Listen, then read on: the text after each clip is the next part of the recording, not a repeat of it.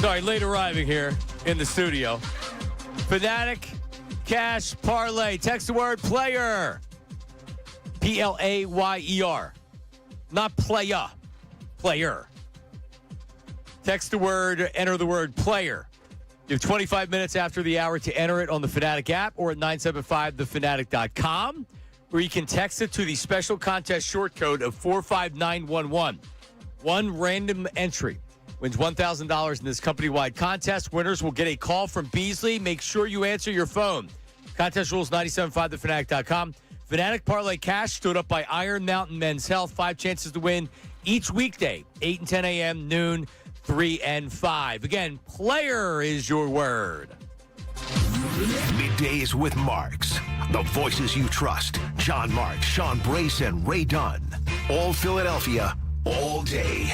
97.5 The Fanatic and the Fanatic app. All Philadelphia, all day. What up, everybody? Good morning. Welcome to Middays with Marks on 97.5 The Fanatic. We're not going to say good morning to Ray Dunn because Ray is busy doing something right now.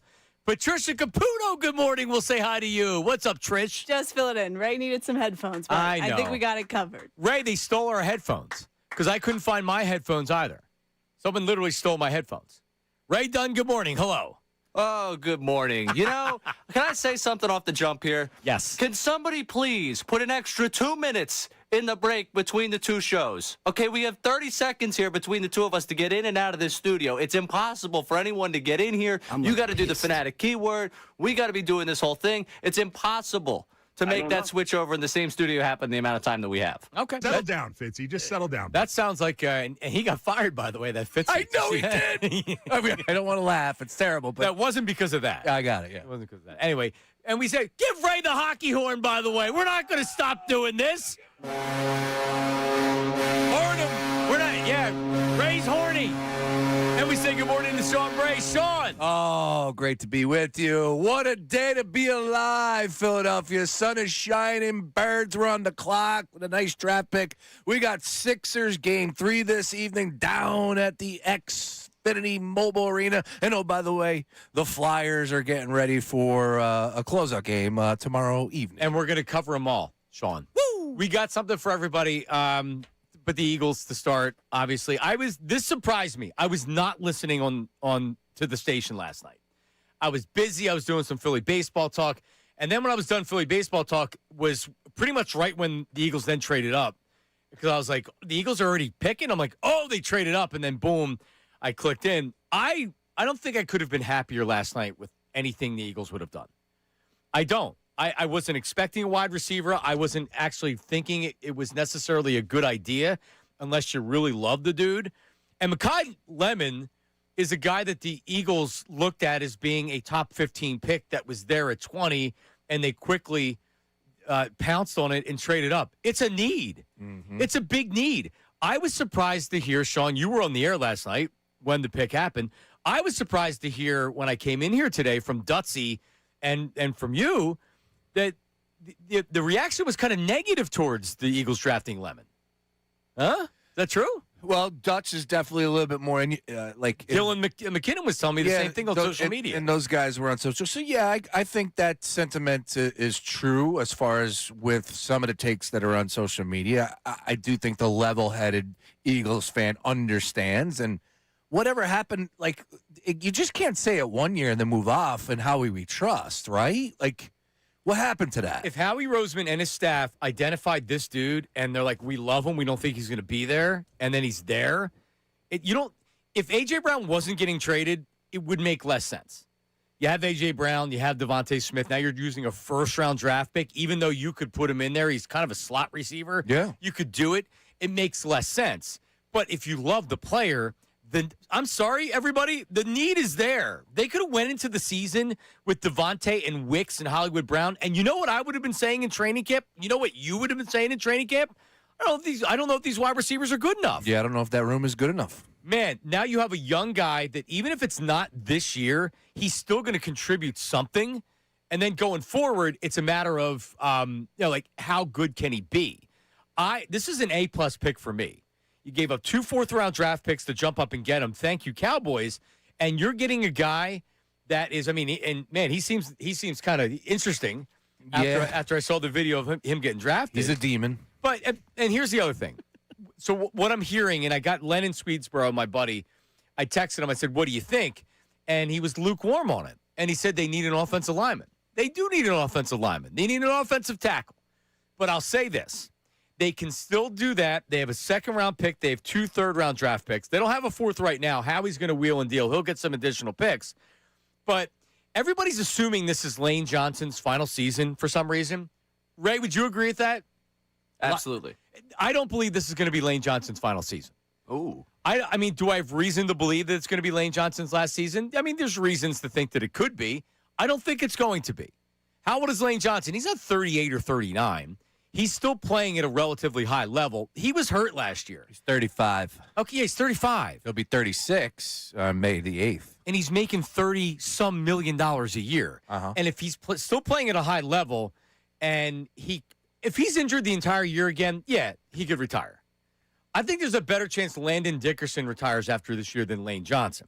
So do you really need the front burner, okay, we need to get our replacement for Lane Johnson this year? It's, by the way, the guy would have to be there.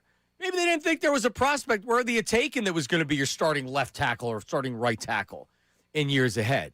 So if you're going to believe in Howie Roseman, like you said, I mean, now we don't believe in Howie, Hall of Fame GM, now we don't trust him. Man, not only do I trust him, I can't believe Lemon was there. This dude is legit. He does a little bit of everything. He's going to play a lot in the slot.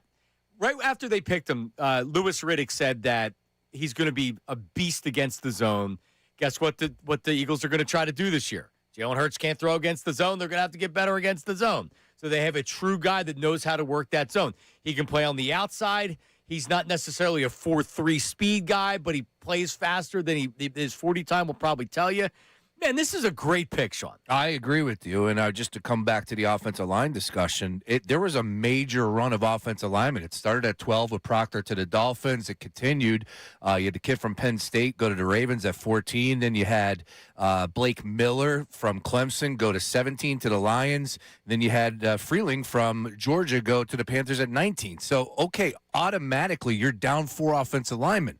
There's a good chance that they had one of those guys in front of Lemon. Yeah, I could agree with that. But at the end of the day, Howie Roseman came out post-draft, and he said that he had 15 guys highly rated on the board, and if one of those guys were end up slipping, they were going to see what it took to go ahead and trade up and get him. Guess what? They did exactly that with Lemon. There's a lot to like about Lemon. Number one, he doesn't have to come in and be the guy. You got Devontae Smith. You got Wicks. We'll figure out what Wicks is all about. But, of course, Smith is the number one guy. He plays the slot. Johnny doesn't drop. He had 3 drops in 3 years. Seasons. Yeah, I know. This guy's got sure hands. And, oh, by the way, he is a dominant in the slot. Like 70, 80% of his snaps came in the slot. So it's just a little something. Yeah, 456 out of 622 total offensive snaps from the slot from Devin Jackson. Great coverage yesterday from the Inquirer. There's a lot to like about this kid. He fits nicely into this offense. We'll find out a little bit more when Mannion, obviously when they take the field, we can see it. But right here, right now, on paper, a little Madden football, I love the pick. Normally, fans love skill guys when they get picked. Our fan base is so smart, we realize that they're a little bit, they're not as deep on the offensive line. Ray, of course, I'm not going to sit here and tell you that I'm not somewhat concerned about the depth of their offensive line and who's going to replace Lane Johnson. There's still more time, and there's more than one way to get those players when you need them. If Lane Johnson retires, Howie Roseman's not going to go into the season with Fred Johnson as a starter. He's going to make a trade. He's going to use a high draft pick. The dude knows how to figure stuff out, right? And he's figured out the wide receivers with trading A.J. Brown. So how you feeling after the pick? I feel great. I want a wide receiver, and I didn't even talk about Lemon because I assumed Lemon would be gone long before we were even talking about the Philadelphia Eagles. Howie Roseman saw a guy fall on the board. You know what he did? He traded up. The Cowboys, thank you. Again, shout out to the Cowboys. When you want a wide receiver and you want to trade up, they don't care that you're the division rival. They don't care that you've run the division, that you are one of the premier organizations in all of football. Hey, man, yeah, we'll make the deal with you. You go take Lemon. Go right ahead. Address your wide receiver room. They saw the Eagles had a need. They were like, go fill that need, man. Go right ahead. Go ahead and take him. It's great. Last time the trade with the Cowboys for a receiver worked out pretty good. It worked out well. Why not do it again? I mean, I'm thrilled with this. We didn't talk about Lemon at all. Why? Because he was supposed to be gone within the first 13 Correct. picks. And then the circumstance of the draft, Right. the wide receivers didn't start going. And my question to people about the offensive line, why force the pick of an offensive lineman when the value's there to get one of the best receivers in the draft? And they may not have liked any of these guys. Correct. There's a chance. Who knows? Or maybe they liked them, but they're like, he's available, Lemon's available. That's an easy decision. They might have liked him. They didn't love him. They loved Lemon. It sure seemed like an easy decision from their standpoint. That's for sure. Yeah, you come out, you got your board, you take the best available. I mean, that's what I do. I'm a football guy, though. yeah. Well, maybe not a lot of people out there are. I think there was 10 skilled position players taken in the first round. He was one of them. You have to like this pick. There's 6 more rounds to go, John. So hang on a second. All three of us agree that's not the way we're supposed to do it. You're supposed to say you're supposed to disagree and not like it because of the offensive line that you need. Sorry, I missed the show notes. Howie's an idiot, man. Right. I don't trust This him. guy's overrated. How many Super Bowls at this point? The only thing negative I can give you is the fact that he slipped because of, I guess, some of his conversations at the combine. That's all I got for you. He does seem like an interesting. He's an interesting cat. Yeah, we'll say that. Was he going for the Stevie Wonder look? Or was he gummied up or what? Like, what was going on, man? It was very odd. Yeah, and everybody remembers, but we all forgot until he was drafted, and it was last night. I'm like, wow, he was the guy that was weird at the podium. Yes. Oh. Yeah, I did the same thing. Okay. All right, coming up, your reaction. So text line, voice memos, phone call, 610-632-0975. The three of us agree that it's a great draft pick. Do you disagree, and what reason? The offensive line, I couldn't believe how many people, I just went and looked at the text line from last night. A lot of negativity on the pick. Is that because they finally have to let go of A.J. Brown being a Philadelphia Eagle? Maybe. That's coming up next. Middays with Marks, 97.5 The Fanatic. John, what?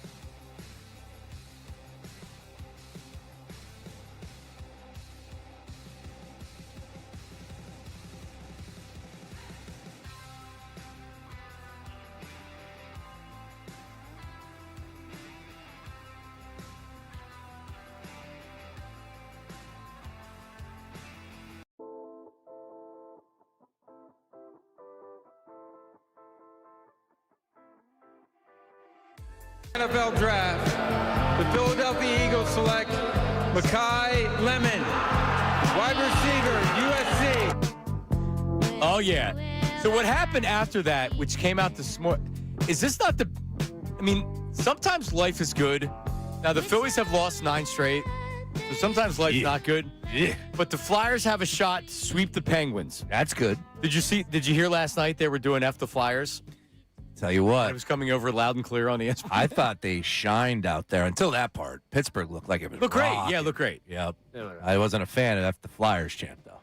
I love it. Just gotten done a segment in which Brace is praising Pittsburgh for what a great draft crowd. Look at the energy there. Look at the environment. We all go on Twitter and immediately it's F the Flyers. But those are your people, Brace. Those are your people. I took back that praise real fast. But you do realize that's a sign of respect, right? You don't say F the whoever. Correct. It's not like the Flyers have beaten the Penguins however many years in a row. How about hockey being discussed at the NFL draft? Like, that's next level. I told you, man, the Flyers, I don't have to tell you, you know this. The Flyers are the story of the NHL. No, you do. Yeah, you've been saying that for weeks. Well, yeah, you know your hockey. Russ brought up Buffalo. All love and respect to Buffalo. They ain't got anything right now on the Flyers. No, that's a cool story, too. Anyway, so that happens. You're in Pittsburgh.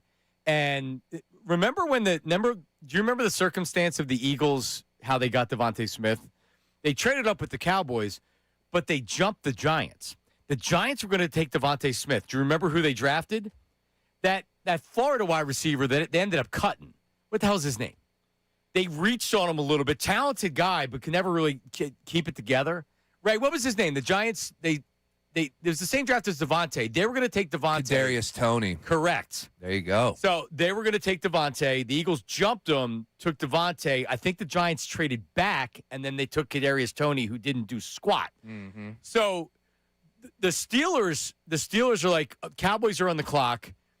Man, they're not going to take a wide receiver. They're looking for defensive help. So they make a call to Makai Lemon to tell him, we got you. We're going to draft you. Meanwhile, Howie Roseman's on the phone with the Cowboys, trades up. Here's how it sounded. Lemon's on the phone. It's going to be tough to hear what he's saying, but Lemon's on the phone with the general manager of the Steelers, Omar Khan, at the beginning of it. And then his agent comes over. Here's how it sounded.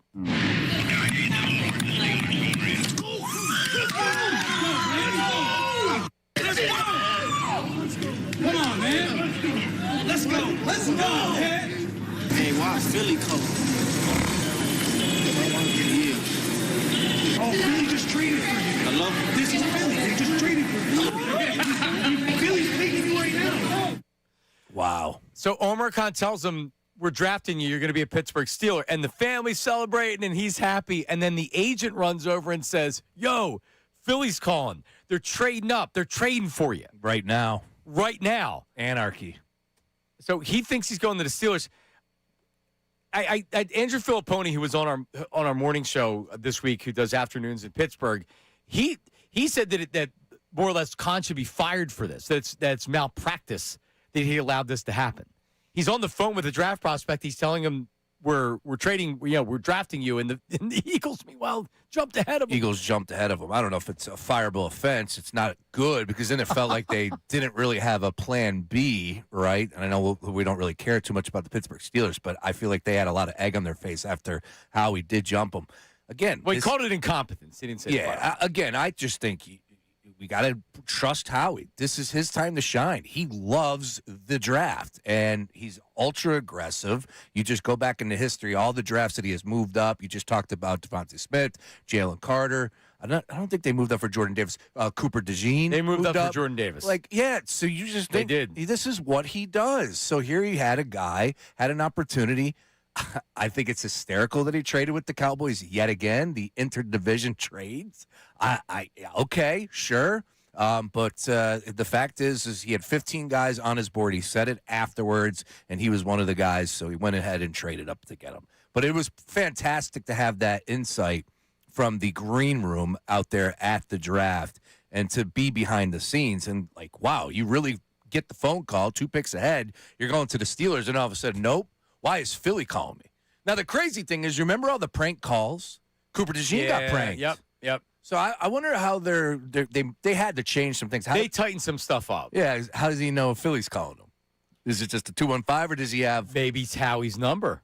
You would think maybe they created like cell phones and just give them to the guys. I don't know. That would make sense. You would hope that they But probably. the NFL, as much money as they make, maybe they say like, no, that'll cost us an extra $5,000 for the night. Pranking these prospects, these rookies on draft night is just wrong. It is. It's wild. You know, the draft's in Pittsburgh, and you just got punked by Howie. Yeah. Again, by Philly, too. Philly owning Pittsburgh yet again. All right, we got some text. Get the voice memos in as well. 610-632-0975. Text messages, voice memos, phone calls. Carter's calling from Bucks County. Carter, what's going on? Good morning. Carter, Long time, so on and so forth. what's up, buddy? Not much. I am a Bills fan, if you can believe that. And I just wanted to call in because the stark difference between how the Bills managed their draft and the Eagles managed their draft was really bringing me down last night. I'm going to be honest with you. Why? Because there's something about, when you have a good quarterback, you have this really tight window where you need to win now. You got to go all in, push the chips up. Everyone always says they want to go all in. And there's something really inspiring about how every single move he makes, particularly during the draft between Smith, Carter, trading for A.J. Brown, it feels like he feels like every single move might be his last. Like he might not wake up the next day, and he needs to make sure the last move he made is one of his best. And watching him last night basically do the NFL draft equivalent of pantsing the Pittsburgh Steelers in their home stadium, just straight up, like the equivalent of like pantsing a man at his birthday party in front of all of his friends and family. Watching that to get someone who, I'm going to be honest, I really wanted. Like my list was Lemon, Conception, Boston in that order. Obviously, Tate would have been great, but there was no way he was falling that far. And meanwhile, they had a chance. They could have went after A.J. Brown. They got DJ Moore. I didn't think that was a great trade, especially for the compensation they gave up for him. Yeah, I'm going to be honest. I'm mixed on that trade because I really do like DJ Moore, and I'm willing to excuse sort of his iffy numbers on the fact that it seems like he just really didn't hit it off with Caleb at any point. Yeah. But it's more just the principle of watching him do that. Then Casey Conception, who obviously was mocked to the Bills a lot. Like he said a lot of nice things about Buffalo. It felt like kind of the player they've needed for several years now. Mm-hmm. Watching him get 2 picks away instead of being able to trade up to get in front of Cleveland, watching him go and then trading down. And then the Bills trade out. Yeah, I appreciate it, man. Thanks for listening. Bills trade out. I mean, I don't know. I'm not a fan of Bean. I don't know too many people who are. That seems like a really tough spot with the owner too, being ultra aggressive with the new stadium. So who knows what's really happening behind the scenes? But yeah, it is. You know darn well that there are plenty of fans around the league of other teams that look at Howie Roseman and continue to hear the praise year after year after year. He was referred to on ESPN as Hall of Fame Howie. Yep. There's no other GM that's being discussed right now. Dude, he's on like the playing field of Bill Polian, right? How he's praised. And I know he's got some marks. Yeah, but Polian has built. He's the guy, right? He's the guy. Howie is he's the non-foot, because Bill Polian's a football guy. Oh yeah. Let me bite on a pencil and put it in my ear, right? Like Howie's not biting on a pencil, but damn, he knows what he's doing. He does. And he remember the draft wasn't a strong suit of the Eagles organization, and I don't know if he started leaning more on his scouts or listen to the fans. Can remember what the fans used to say? Just take players from Alabama and Georgia. What are you doing? Don't overthink things, but you can't do that with everything, right? Quinyon Mitchell wasn't a big school. That was a great draft pick. Cooper DeJean, they got him. He knows how to maneuver around the draft. You would think that if Howie, like this is just me, if Howie Roseman called me and said, "Hey, I want to move up," why did the Cowboys do business with him? Right? They got 2 fourth-round draft picks. That's great. You also just gave the Eagles. If this kid turns into you think Cowboys fans are happy that they did a trade back with the Eagles? Yeah, what they're saying is one thing. How they really feel is another. I would imagine, I'm with you, that's where they're at. And the Cowboys had a decent draft last night. Downs is a heck of a get at 11, regardless. But I will say, to your Alabama and Georgia point, that's why I was locked on Proctor. Daniel Jeremiah had him there. They were talking about trading up. DJ obviously has the ear of Howie Roseman or whatever it is. They were talking about how he had the pick from last year correct. So I thought that was going to be the case, but Proctor goes 12, and then all of a sudden I'm like, all right, we're going to get an offensive lineman? Where is this going to go? I wasn't surprised that he moved up. I was not surprised at all when the trade came down, and I wasn't surprised with the selection of Lemon. A lot to what Ray said. John, when we were talking about it from 6 to 8, right, we were on before Gunn joined us when it went live at 8, we didn't talk about Lemon because we just assumed he would not be there. There was a lot to like about this kid. He led USC in back-to-back seasons as far as receiving is concerned. 3 drops in 3 years.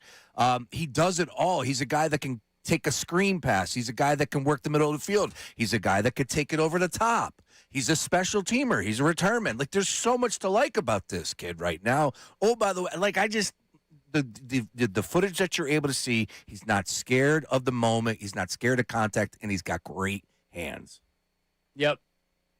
I'm excited. What do some experts think? Here's Mike Mayock on Makai Lemon. This kid, I have football temperament in capital letters, and above them in red, I have Puka Nacua, Amon-Ra St. Brown, Cooper Kupp, and Jackson Smith and Jigba. Those are the 4 guys whose temperament, I think, matches this kid. Number 1, when the ball's in the air, he thinks it's his. It's nobody else's. He doesn't care that he's 5'11". It's his football in the air. That's his football temperament. Number 2, if you ask him to come and crack motion and dig a safety or a linebacker out of the C gap because you're running outside zone, bang, it's done. Okay? This kid plays ball the way it should be played. Every snap matters, and he's all in on every play. He creates separation against man-to-man with quickness and physicality. He gets off the line of scrimmage the same way, quickness and physicality. For people that say Devontae's not a true number 1 wide receiver, this guy may end up being, because he plays the slot, it's not going to be this year. This is the potential. He's your highest target, highest reception guy. Last year, 79 catches, 1,156 yards, and 11 touchdowns. That's in college. Look at USC's schedule. It's not very tough. Pretty good. But it's really good. So if he's not dropping passes, he can play the outside, but he's a slot receiver. He's going to work the middle of the field. That's what the Eagles want to do. This is the Sean Mannion offense. This is not a big so they drafted their wide receiver that they wanted. I thought Devontae and AJ balanced themselves very well, as far as AJ being a really physical receiver and Devontae being this great route runner. I think these 2 guys balance themselves very well. Yeah, look, I think he is a guy that has shown a lot on tape already at USC. You think about the offense that they run with Lincoln Riley and how creative he is. He can get open on the zone. There's just so much to like about him. And, we could sit here and chances are whoever they did select that we're probably praising, we're going to find something positive about him. Is he the perfect receiver? No, his size is a little short, right? You would like him to be a little bit. He's Puka Nacua size. I don't need him being bigger. That's true. But at the end of the day, doesn't it feel like that this is the way the NFL continues to evolve and move, right? You know what's happened before every people wanted to be running backs. So you had, you're 6'3", you're not going to be a running back, you got to be a wide receiver. But if you're 5'10", you're a running back. You're not a wide receiver. You're not tall enough, right? Mm-hmm. Now these wide receivers, they're not all 6'1", 6'3", or whatever. You're getting the shorter guys that are playing. You know why? Because they're the money positions in football now. Yep. You don't want to be a running back. You want to be a wide receiver. So 5'10" guys that even 5 years ago or 10 years ago would have been stonefire corners or running backs. Now they're corners or they're wide receivers because that's where you make more money. And that's why you're seeing shorter guys like this that as good as they are. Dude's an unbelievable athlete. Oh, yeah, definitely. Shout out Jeremiah Love, though, resetting that clock for the running backs. Woo! My man getting paid out there in Arizona. Yeah, 3rd overall. It's crazy. All right, so can we get Dan Orlovsky on the pick? What are the receivers known for? McVay, Shanahan. Getting across the middle, tough. And tough. Physical, blocking. This is their Puka Nacua. Makai Lemon is going to be the Eagles' version of Puka Nacua. Move him around, cut splits, run game, in the blocking. This makes a ton of sense. And I love when Mayock talks about how it seems like he embraces the part of all right, you're going to go in motion so you can crack the defensive end before you go out. He seems like he likes the physical contact in football. Wouldn't surprise me, too, just the way his demeanor was, right? That's the stuff we'll learn a little bit more It is intriguing because you get a guy like Puka who's drafted in the 5th round, and, man, does he jump off the page at you because of everything that they just mentioned, what he does, the difficult stuff. You move him around. You're able to bring him on motion, cut him through, underneath the center. Like, hopefully the imagination runs wild with a guy like Lemon added to the offense. That's all. And, again, you look at the wide receiver room, John. I said it 100 times leading into the draft with you. Howie Roseman has to be honest with himself when he looks at these guys, and Wicks is a nice piece, and, of course, Hollywood Brown has potential. We'll see. Devontae's a stud. That offensive wide receiver room was not good enough. Nope. So now you add Lemon to the mix. You got to like what you have. No, you have potential. You really do. Well, you have the bodies you're going to have. You're not going to bring anybody else in. No. Unless you get in training camp and you're like, geez, we need a veteran. My Juwan Jennings jersey just got returned. It did. Yeah. Right Damn. back to China. Return postage. Yeah, you want it, Ray? DHgate? I'm good. Oh, Thanks, though. All right. Appreciate it. You can get me a lemon one. I Ooh. can redo. I think what number is he going to wear? I wonder what number he's 11. going to. He's going to wear 11. Lemon's 11, man. Is that true? No, I don't know. I mean, A.J. Brown's still an Eagle. I don't know if you guys heard from Howie Roseman. A.J. Well, Brown is that's still an Eagle. that's coming up next segment. Yeah. Because it's officially over. It is. Well, it's not officially over, but because it's been over. But there's still people hanging on to the. He's not traded. All you people, you've caused this. Like, I've caused what? I didn't even necessarily say I wanted him traded. Howie, get it done. Yeah. Yeah, there was a lot of conversation last night about the compensation, so I look forward to that. Text line, positive or negative? Give me a little bit, then we'll take some phone calls. We got some positive, some negative. JT and Takoti right here. I didn't like the pick because our wide receiver room is officially full, and our tallest guy is 6'1". He looks talented, but no size, no yards after the catch, no deep shots down the field. I felt like finding an edge rusher, safety, or whoever's going to eventually replace Lane Johnson should have been the key priority. Yeah, I mean, I think all else being equal, maybe, right? Unless, clearly, they didn't think this was equal. And by the way, don't build your team like Daryl Morey built the Sixers. You don't need it. You don't need a bunch of 6'3", 6'4" wide receivers. The game evolves. Of course, you would rather have a bigger physical guy, but that's not. I don't think that's going to be the Eagles' game. Devontae doesn't out-muscle people, right? So He plays big, though, right? He'll go up and make the bigger than no. He makes contested catches for sure. Yeah. That's my point. Yeah. You can still make contested catches without being 6'5". Also, whoever that text was, the yak. Yeah, slow down on that. Come on, man. You don't lead the team in receiving 2 straight years if you don't have yak. Yards after catch is definitely something that's part of his game. Come on, man. Just watch the tape. He had 3 games last year with double-digit catches. It's real easy to see that this kid has the ability to create after the catch. Friend of mine, absolute draft guru, does the deep dive, like tape. We talk about like Mosher in there with pack of cigs and doing film. I assume that this is also the way my buddy does it. He tweeted out immediately after the 11th pick last night. There is no wide receiver room in football right now that plays bigger than its size than this Eagles room with Devontae Smith and Makai Lemon. I like that. Mayock said it in his cut that don't tell him the ball's not his, even at 5'10". And that's what you see with Devontae. I mean, half the He games goes this up and season, makes he goes it. up, makes a catch. You think that his back broke. That's the bigger worry is that he always falls so hard. Right. It looks like he's going to break. Correct. That's my concern. My concern is like Landing on the butt bone, landing on the back. He does it all the time. Is it fair or unfair to say I don't think it's unfair to question the durability of Devontae if we're going to raise the numbers up, raise the attention, raise the target. Well, it's not even a criticism. It's reality. Correct. 'Cause, like, if you're Howie before, if you didn't draft somebody, you're thin. It could end up working out, but if Devontae Smith gets injured, then you're in trouble. So if he misses 3 games because of a hamstring, forget about a major injury. If he misses 3 games for a hamstring, you have Wicks and Brown and Darius Cooper. That ain't good enough, bro. Now at least you have this kid could step in and get 60 catches next year. Oh, yeah, that's what his fantasy projection is. 60 catches. He's a starter, right? Oh, yeah. Yeah, he's a starter. He's your first-round draft pick. Oh, so he better have 60 catches this year if he's healthy, especially if he's your slot receiver. I mean, geez. I can't wait to see what Mannion's offense is like. That's, I before I get into projection, but I did see that from fantasy people that are out there, the projections. Obviously, like I said, only 10 skill position players selected in the first round.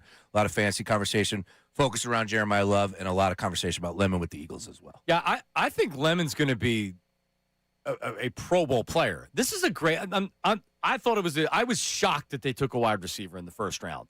I was shocked that he was there. See, you were on the air. You were following what was going on, and you had mentioned this could be an Eagle pick. This could be an Eagle pick. You started talking it up. Yeah.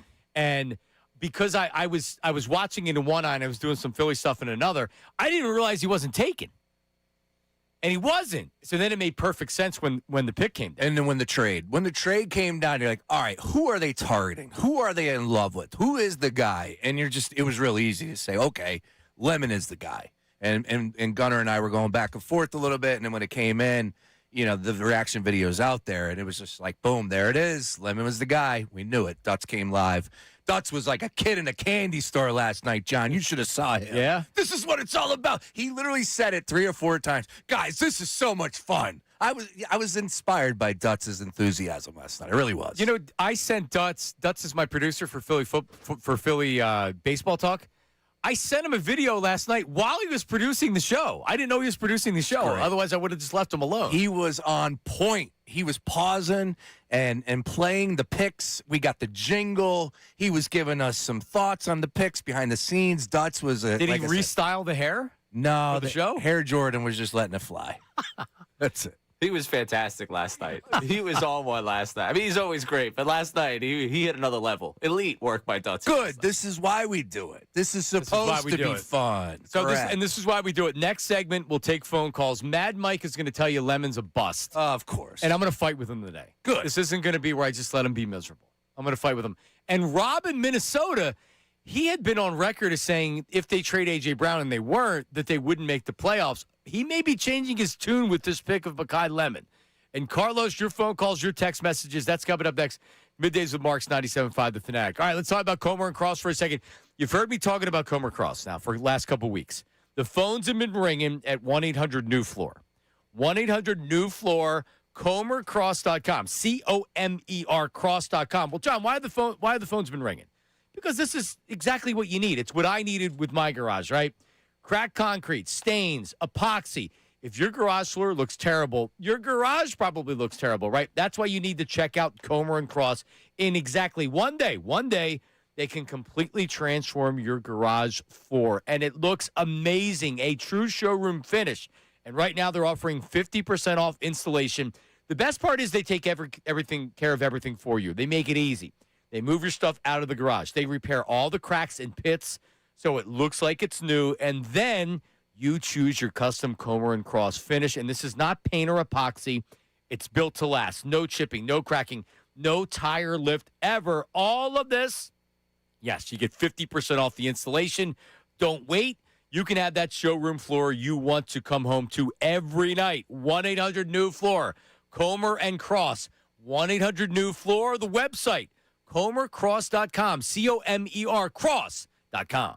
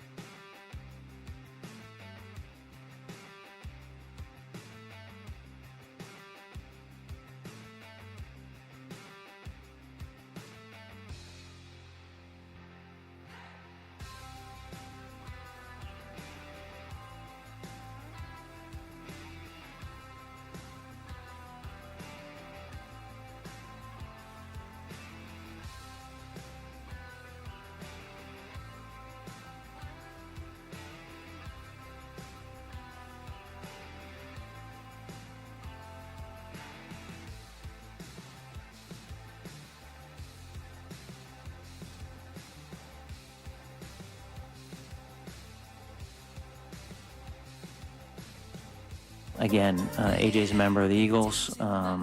We don't have any trades that have been made or that are done. And I think for us, we're taking this one day at a time. We're going to look to improve the team tomorrow, and we'll continue to address anything that we have to with our roster. Not only through this draft weekend, but we'll continue to look for ways to improve the team throughout the offseason and as we get into training camp. Yep, still an Eagle.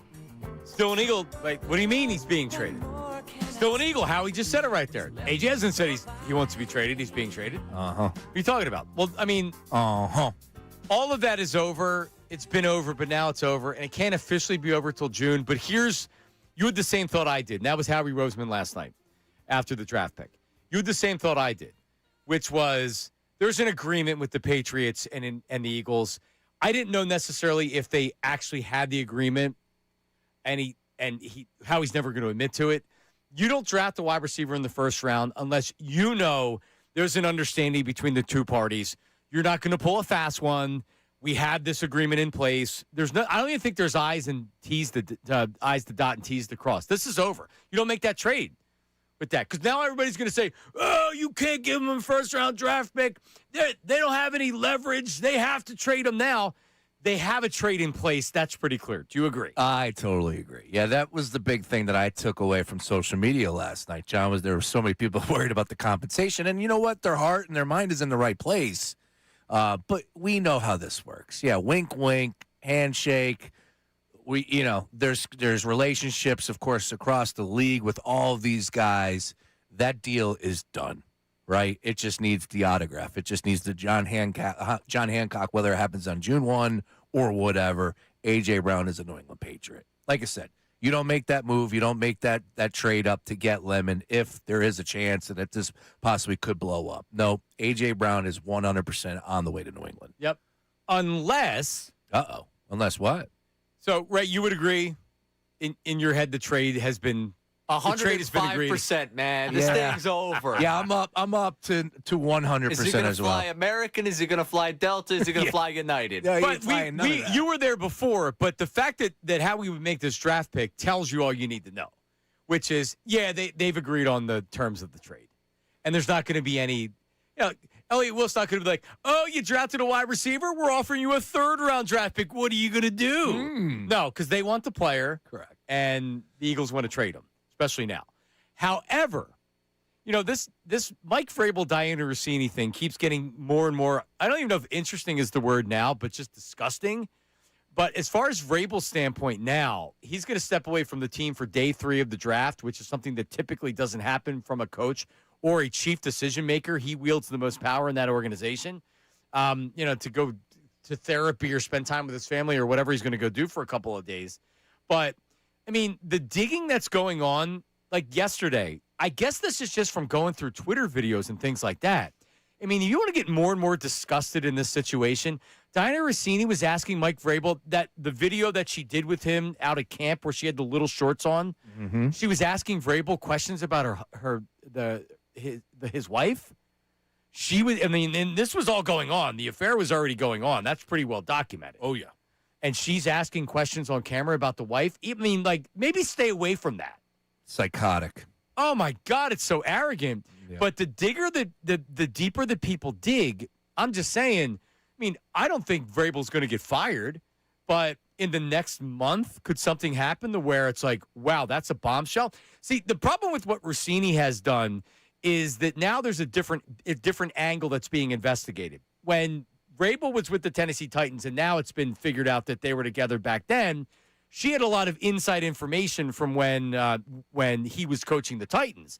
There's a Julio Jones trade where she was putting out misinformation out there saying that there were first-round draft picks being offered, and Julio ends up going to the Titans. So I'm just saying, if there's a smoking gun out there, I think there's still something out there that's going to be a major story.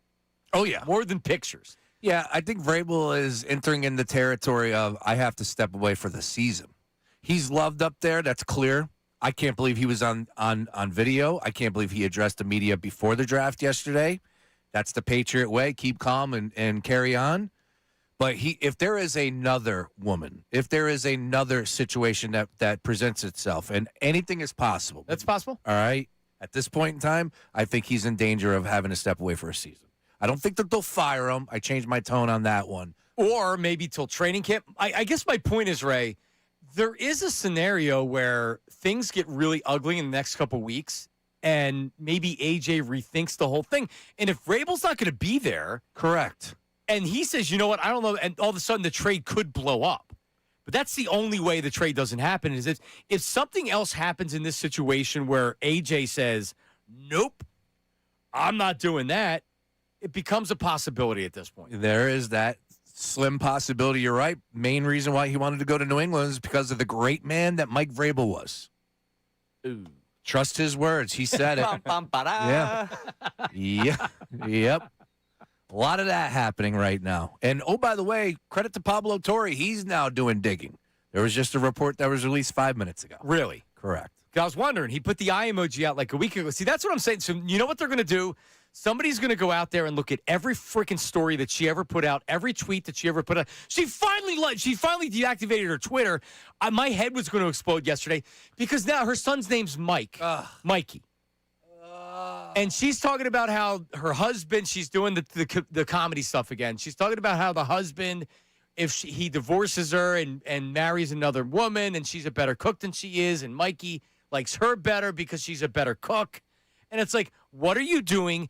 Get everything, like lock your accounts, deactivate your accounts, go away. You're like, these kids are going to be, I mean, they're gravely being affected here. Guys, I think that Diana Rossini might be a bad person. Just a hunch.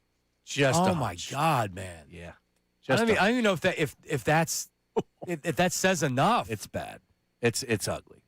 But it's the reality right now because this is the story of the sports world. It sure is. All right, Dan, we didn't get to Mad Mike. Mad Mike, can you hold, and we have Rob and Matt that want to talk as well, 610-632-0975, 610-632-0975. So let me quickly set things up. Dave Zangaro of NBC Sports Philadelphia is going to join us next segment. Reaction to the pick, and then what are they going to do? Sean, they have 3 picks tonight, at least going into the draft. 3 picks, and they have a lot of needs. That's coming up next with Zangaro. We have the Flyers pop-up playoff rally in our parking lot. Ray Dunn wearing a Sixers jersey is going to go out there. Oh, don't worry. I've got the change of clothes. Okay. Well, Ray's going to be our correspondent, except we're not going to actually go to him. We're just going to go to him and not have the back and forth. Got it. Didn't work yesterday. Correct. So Ray's going to go out there and report on the scene from what's going on. That Gritty's going to be down there. The Ice Girls. I already looked at it. It's a big deal out there. So Ray's going to report on that because we do have a hockey game tomorrow night. And we have a 76ers game tonight. Joel Embiid could play. Get excited. We're probably going to know by the time we get off the air if Embiid's playing tonight or how it looks for Game 4. He's doubtful for tonight, but he's not out. Are you kidding me? So that's coming up. A very busy sports weekend starts with Zangaro coming up next. Middays with Marks, 97.5 The Fanatic. Now on 97.5 The Fanatic Sports Update. The Eagles draft Makai Lemon. I'm Ray Dunn with this Fanatic Sports Update brought to you by Morgenstern Medical. This month of Morgenstern Hair Restoration, they're including a free Almatet treatment with your procedure. That's $1,000 value free. Call 610-831-HAIR. Visit morgensternhair.com. The Eagles traded up to the 20th pick, trading with the Dallas Cowboys. Drafted wide receiver Makai Lemon out of USC. A lot of praise from Dan Orlovsky. This is their Puka Nakua. Makai Lemon is going to be the Eagles' version of Puka Nakua. Move him around, cut splits, run game, in the blocking. This makes a ton of sense. You heard from Dan Orlovsky. Coming up, you'll hear from Dave Zangaro. He joins us next. Rounds 2 and 3 of the NFL Draft are tonight. Sixers, Celtics, Game 3 also tonight. Joel Embiid doubtful for Game 3 as he tried to return from the appendectomy just 15 days after surgery. 7 o'clock tip-off for that one. You can hear it here on The Fanatic. Flyers chance to sweep the Penguins tomorrow. Flyers, Penguins, 8 o'clock tomorrow night. You can listen to it here on The Fanatic. The Phillies lost their 9th game in a row yesterday. They're in Atlanta this weekend. And the Union have the Columbus Crew Saturday at 7:30. You can listen to that game on WWDB. This update's also brought to you by the Crohn's and Colitis Foundation. Crohn's and Colitis Foundation has led inflammatory bowel disease research and care for over 50 years. Learn more at crohnscolitisfoundation.org. I'm Ray Dunn, your home for the Sixers, Flyers, and the Union. 97.5 The Fanatic and The Fanatic.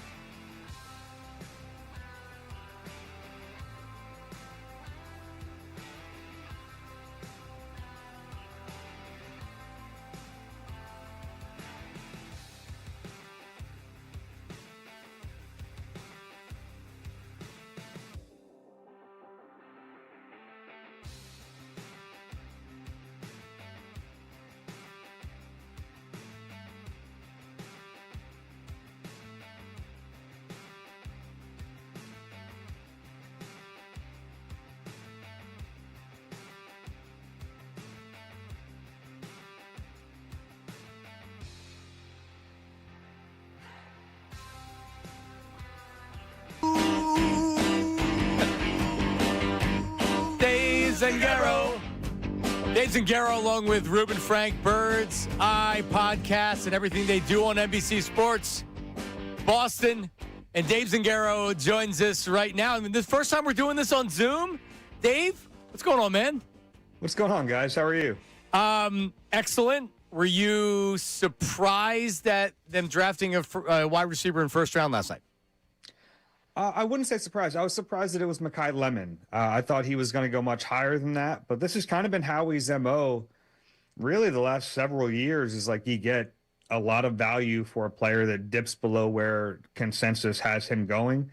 So from that perspective, like, I guess it shouldn't be surprising. This is kind of what he does just about every year. He finds a way to move up and get a player that we all kind of thought would be long gone by the time the Eagles were in that range. So I guess what I was wondering was, sometimes you have a need, but it's not necessarily a pressing need.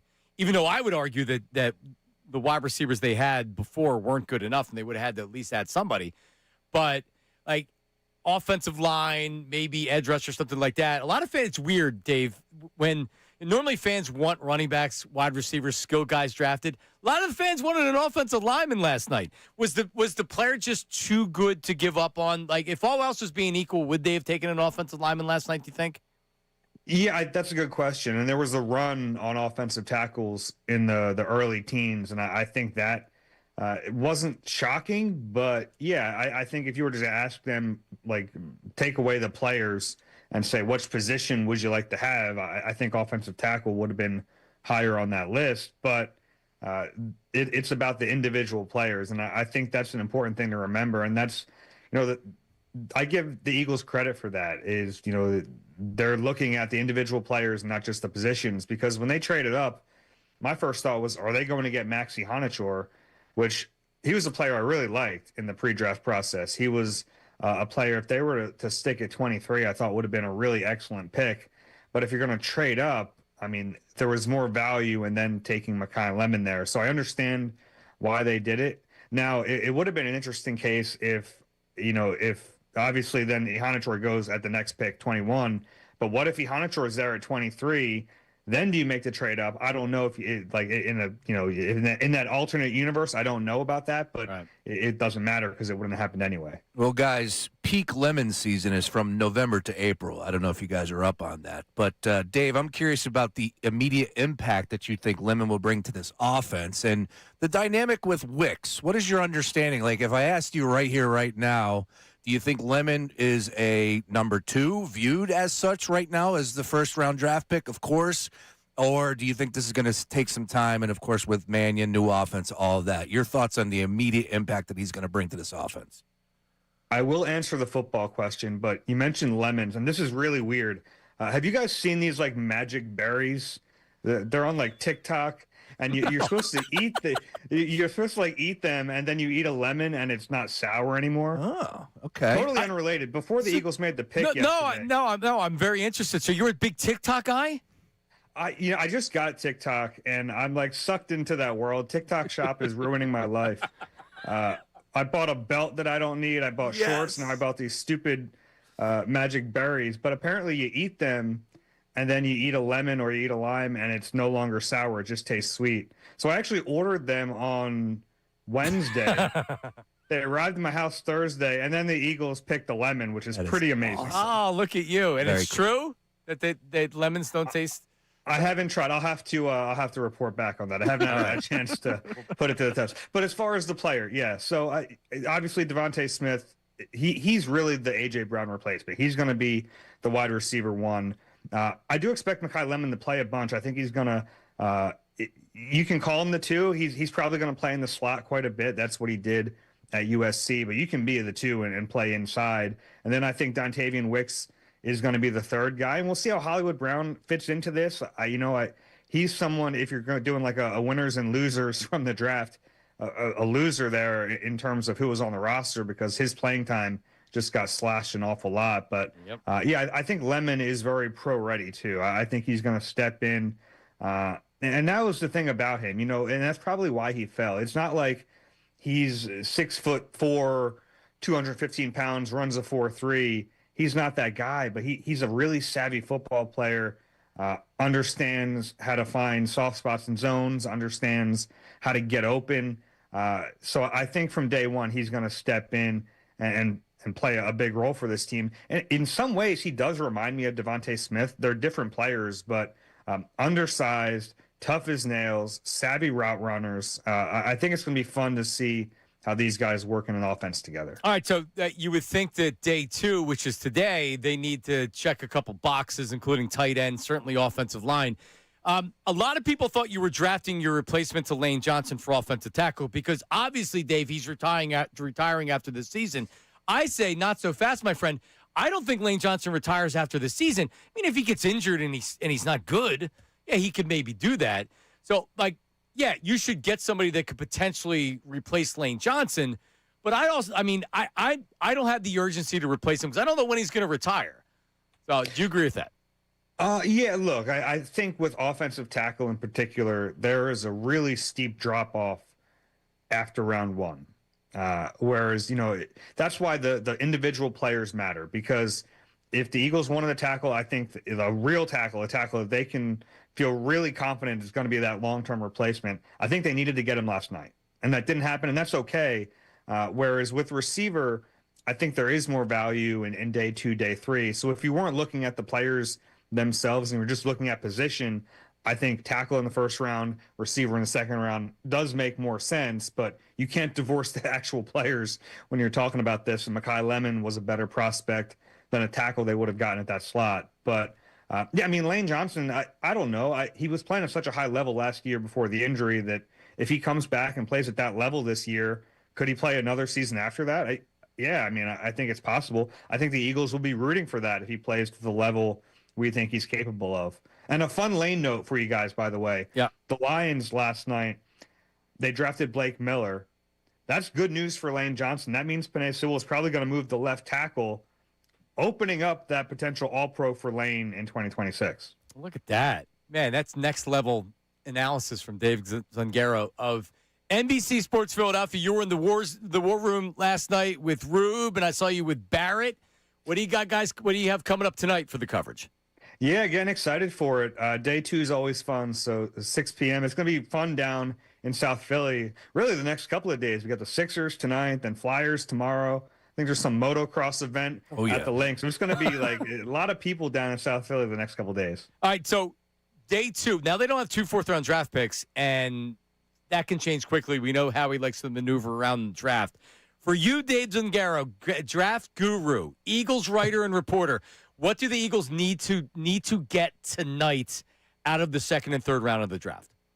Yeah, well, first, I do think a trade down to recoup some extra picks is probably likely. Right now, the Eagles only have 2 picks in day 3, and I just know Howie, and that's his favorite day of the draft. He likes having a lot of picks on day 3, and maybe this year is a little different because I think the class is considered a little weaker than normal, but I think he's going to have more than 2 picks entering Saturday. But so maybe a trade down at some point on day 2 to recoup that value. But I think there are a lot of edge rushers out there who are available, who are going to be in that range. Denai Dennis-Sutton from Penn State is a guy that I really do think would fit them, be a perfect complement for what they already have in that room. And then tight end is a position where there's a lot of guys available. I think there's a pretty deep tight end class after Kenyon Sadiq, who went in the first round. So those are 2 positions I'm looking at. Of course, offensive line is always going to be there. And then we'll see about the safety position. I think there are a few guys out there who might make some sense, but it's got to fit with the value. Whereas there are more edge rushers, there are more tight ends, who I think would make a lot of sense. And then don't forget, if there's going to be a trade for a veteran, I think today might be the day. Great stuff, Dave. We appreciate you. We'll be watching the draft coverage this weekend. Talk to you soon. All right, guys, take care. And let us know about those berries too. Yeah, the magic berries. Yeah, that's the most important thing. I'll report back. Well, and you got TikTok it. We can just play your TikTok, right? Like you got to feed the beast, man. Oh, I got to do the video. I'll do a video with the lemons and the magic berries. Yes. All right, thank you, Dave. Appreciate it. All right, guys. All right, there he is, Dave Zungaro, NBC Sports Philadelphia. As Ray has went down to the block party, to the playoff party. Yeah, baby. For the Flyers in our parking lot. Getting flyered up. All right, so we'll do a phone call or 2 here because we have somebody joining us coming up in 5 minutes, Sean. Yeah, man. Yogi Roth's going to join us. Yogi is one of the best voices covering college football, and he played the game. He coached with USC, covered Pac-12. Now he covers the Big Ten, which, oh, by the way, USC is in. So he knows about Makai Lemon a lot. All right, Mad Mike's checking in. Mad Mike's going. Call back, Mad Mike. Let's go to Rob. Rob in Minnesota. Rob, what do you got? Hey, first I want to just say it's something up there in Boston. I don't know what it is. Basketball coaches, CEOs, football coaches. Yeah. I don't know what's going on in Boston, but there's something going on in the water up there. Second, you know I've been a big A.J. Brown guy. You know it. You know it. And I accepted the fact that he was gone weeks ago.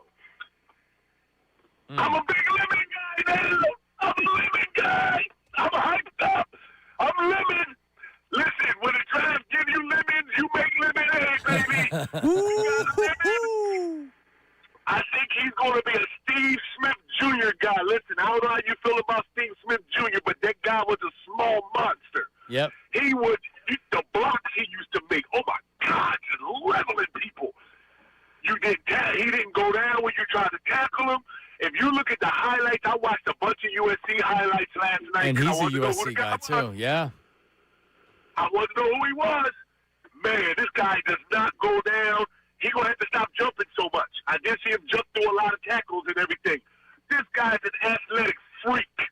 Whoever's not hype about this guy, hold on, who was the caller? Said he doesn't get any yards after catch. He had 1,100 yards last year. 500 of those yards was yak. What are you talking about? Mm-hmm. Yeah, no, he breaks tackles. Like Devontae does. He gets yard after catch, but not like Lemon does. Lemon 100%. Like, he doesn't mind contact, and hopefully he doesn't get injured in the pros doing that. He does remind what Steve Smith. Listen, Steve Smith might have been 5'9". That dude was explosive and he was powerful. He would run you over for being that size. And you're right, there is a little bit of that with Lemon as well. Good comparison. Yeah, so I just wanted to say that I'm on the lemons. I noticed he wear the same number as Devontae, so I'm wondering what he's going to wear when he comes to the Eagles, but I'm pumped, bro. I'm pumped. All right, Rob. Appreciate it, man. There he is. Rob was very disappointed with the thought of AJ going, but you replace him. Yeah. Look, I think you had a very level-headed approach to it 2 weeks ago where you're like, come on, guys, we had 4 great seasons with AJ. Sometimes it's okay to just say, we appreciate it, and now let's go in a different direction. There will be life after A.J. Brown. A lot like life after Joel Embiid. I hate to say it like that, but we will move on. But will life be good after Joel Embiid? Life will be good. Life will be good. If you get a first-round draft pick, I can't imagine how he agreed to something that wasn't at least shining a first-round draft pick, right? Yeah. You get a first-round draft pick. You had 4 great years. And by the way, A.J.'s allowed to also, and I know you might not want this, but A.J.'s allowed to not say anything bad about the Eagles on the way out. I don't believe he will. And then he'll be welcomed back here as a hero, as he should. All right. Lemon softens the blow. Lemon softens the blow a little bit. For sure. Right?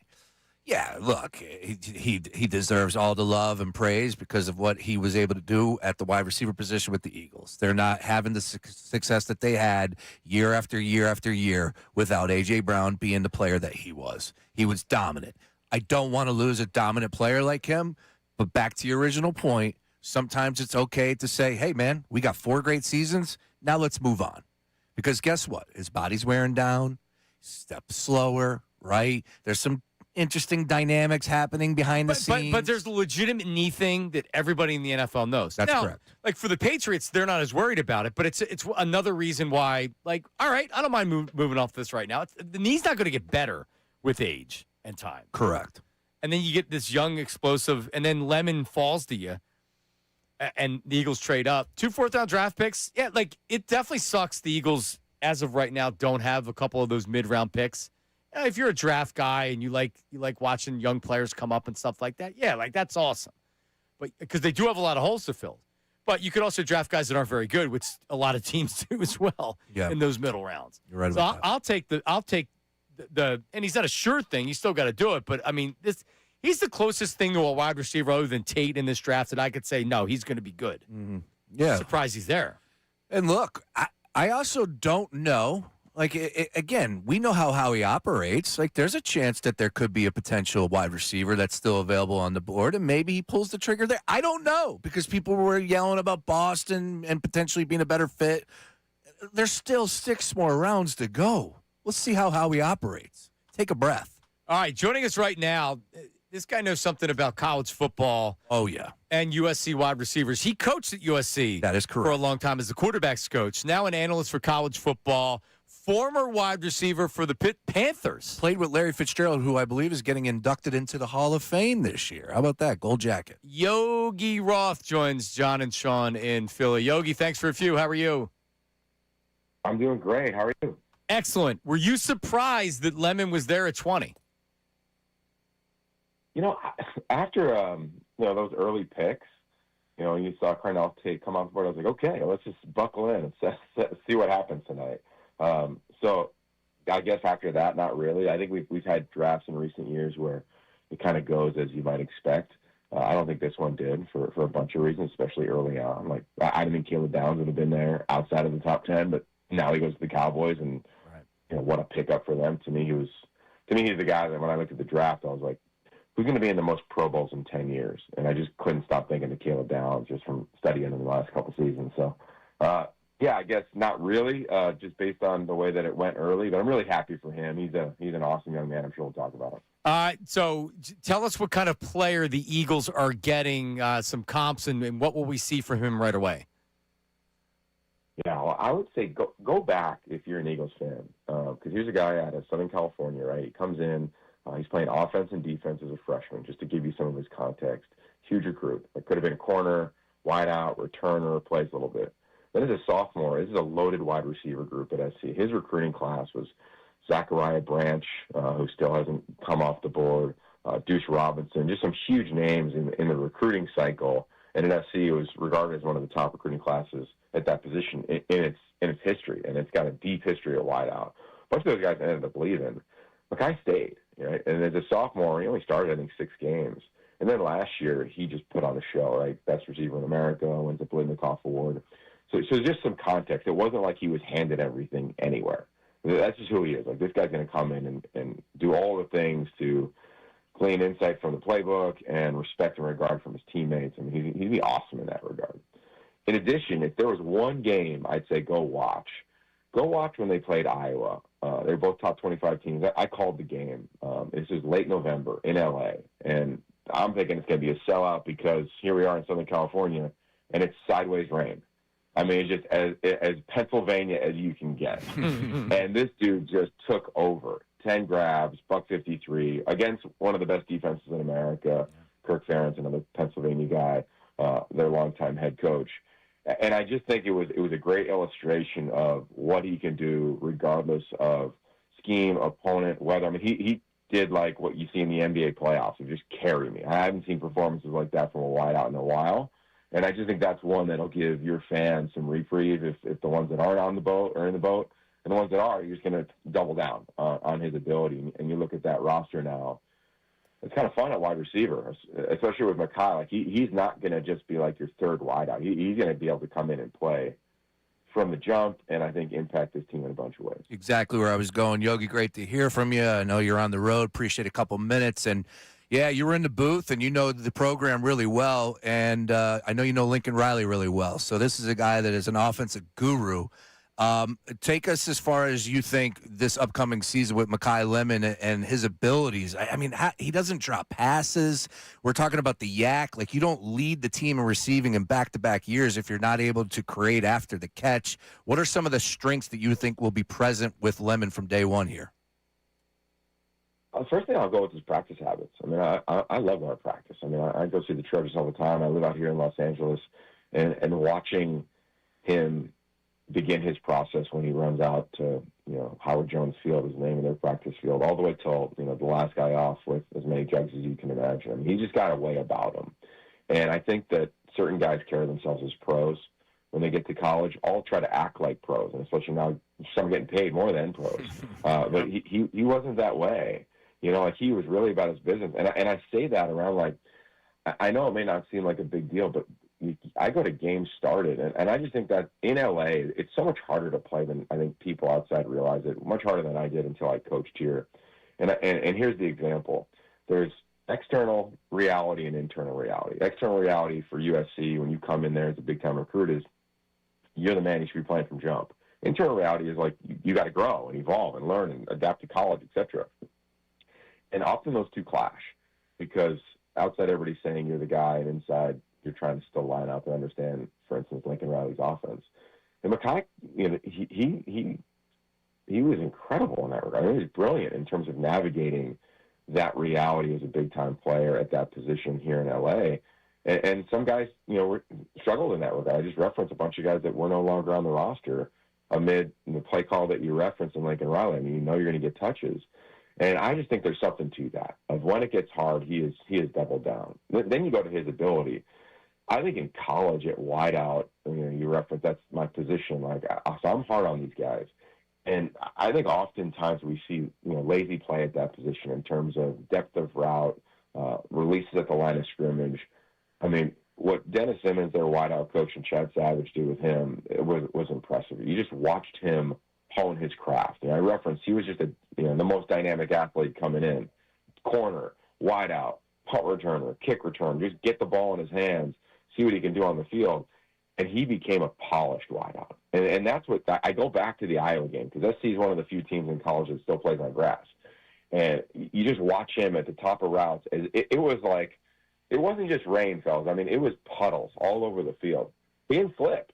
Like those little things of your shoulders over your knees, like little things at the line of scrimmage against a very physical, aggressive defense that he played that day. And of all the games, I just go to that one, and I think that's why it's going to be such a great fit. And then to your point of his hands, I think among those wideouts, and it's a deep wide receiver group, his hands are as strong as anybody. And by that I mean not just through contact, through the ground, through variety of coverages. I mean, the Big Ten is just schematically it's NFL light. I really believe it doesn't get that regard from the play caller standpoint.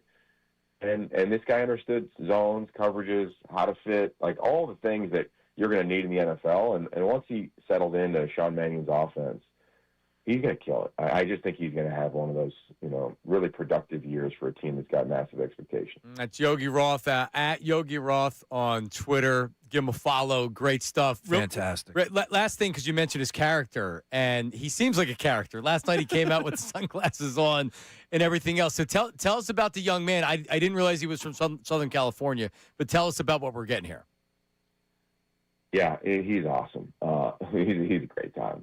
Let's just start with that. Like he's got a fun personality about him. He's kind of always going to have like a smile. Like I got a good amount of confidence in me. And I think for receiver, there's always a balance between arrogance and confidence. And you referenced the guy I played with and Larry Fitzgerald. Same deal. Like he had a confidence that was right on the border, right? And he knew it, and that's what made Larry really special. I think Makai had that too. I know a lot was made of him at the combine, and I'm sure of his glasses, and this is what happens. You pick him apart. But I'll just say, like every interaction I've had with him, and I present to the team every off season around a variety of different things. Like I'm involved around that team and call a bunch of their games. He's never been anything but a pro, and I just wouldn't answer the question if I didn't agree. I just would have blocked the bridge to something else. Right. But he's been that, Hey, Mr. Roth, shake my hand, look me in the eye. Like it was never he was too cool for the operation. And I think that's you guys know the Eagles better than me, but I've known Jalen Hurts since he was 16. Very similar, right? Yeah. And when I watched Devontae Smith, or I've known Sean Mannion for 15 years. I used to call his games at Oregon State. Like I just think that he's going to fit into that standard there. And I think that's really cool for a guy who has one for himself. I bet it'll be a really healthy relationship, and I predict it to be one. And I don't know, now that he's got even more money than he did probably in college, maybe the glasses and the outfits will be a little funky, but that's okay. He's just expressing who he is. All right. Well, Yogi, we need you on again soon to talk about Mannion and Jalen Hurts. Jeez. Oh, yeah. Good stuff. Appreciate it. Yeah. Thanks for a couple minutes. Hey, anytime you call or text, I'm in, brother. You know that. NEP for life. Let's go, baby. Oh, you're the best, Yogi. Can't thank you enough, man. I appreciate it. All right, man. Talk to you There soon. he is. Another Scranton area. Yeah, man. We played high school football against each other. He was at Lackawanna Trail. I was at Mid Valley. But Yogi went on to do, like, he was in the arena. He went on to Pitt, played with Larry Fitzgerald as a wide receiver, and then all of a sudden he gets into coaching. Pete Carroll's staff, Coach Matt Leinart, Reggie Bush. He writes books. He's Elite 11. He is the dude when it comes to ball, as you just heard. He's a football guy like me, no doubt. I thought you were a hockey guy. Well, I wear multiple hats sometimes. Coming up, 610-632-0975. We have phone calls. We'll get back into it. The Phillies also stink. And Rays down at the Flyers pop-up playoff rally down in the parking lot. That's next. Middays and Marks, 97.5. Now on 97.5 The Fanatic Sports Update. Eagles draft Makai Lemon. I'm Sean Rodman, and this update is brought to you by the Crohn's and Colitis Foundation. The Crohn's and Colitis Foundation has led inflammatory bowel disease research and care for over 50 years. Learn more at crohnsandcolitisfoundation.org. The Eagles trade up to number 20 to draft Makai Lemon, I should say, wide receiver from USC. And Dan Orlovsky was on ESPN last night and said what version he could be for the Eagles. This is their Puka Nacua. Makai Lemon is going to be the Eagles' version of Puka Nacua. Move him around, cut splits, run game, in the blocking. This makes a ton of sense. In case you just missed it, Yogi Roth was just on with us and Dave Zangaro. You'll be able to listen their analysis of the draft pick for the Eagles on 97.5thefanatic.com. The Sixers are back in action tonight. The Sixers play Celtics in Game 3. Joel Embiid is doubtful for Game 3. The 7 o'clock tip. Flyers have a chance to sweep the Penguins tomorrow. Penguins-Flyers at 8 o'clock on 97.5 The Fanatic as well tomorrow. And the Phillies lost their 9th straight game in a row. Union-Columbus Crew Saturday at 7:30. And this update is also brought to you by Mothers Against Drunk Driving. For victims of drunk and drug driving, your grief is unique, but you are not alone. You always have a place at MAD. Call the 24-hour victim helpline at 877-MAD-HELP or visit MAD.org. I'm Sean Rodman on the home of the Sixers, Flyers, and Union, 97.5 The Fanatic and the Fanatic app.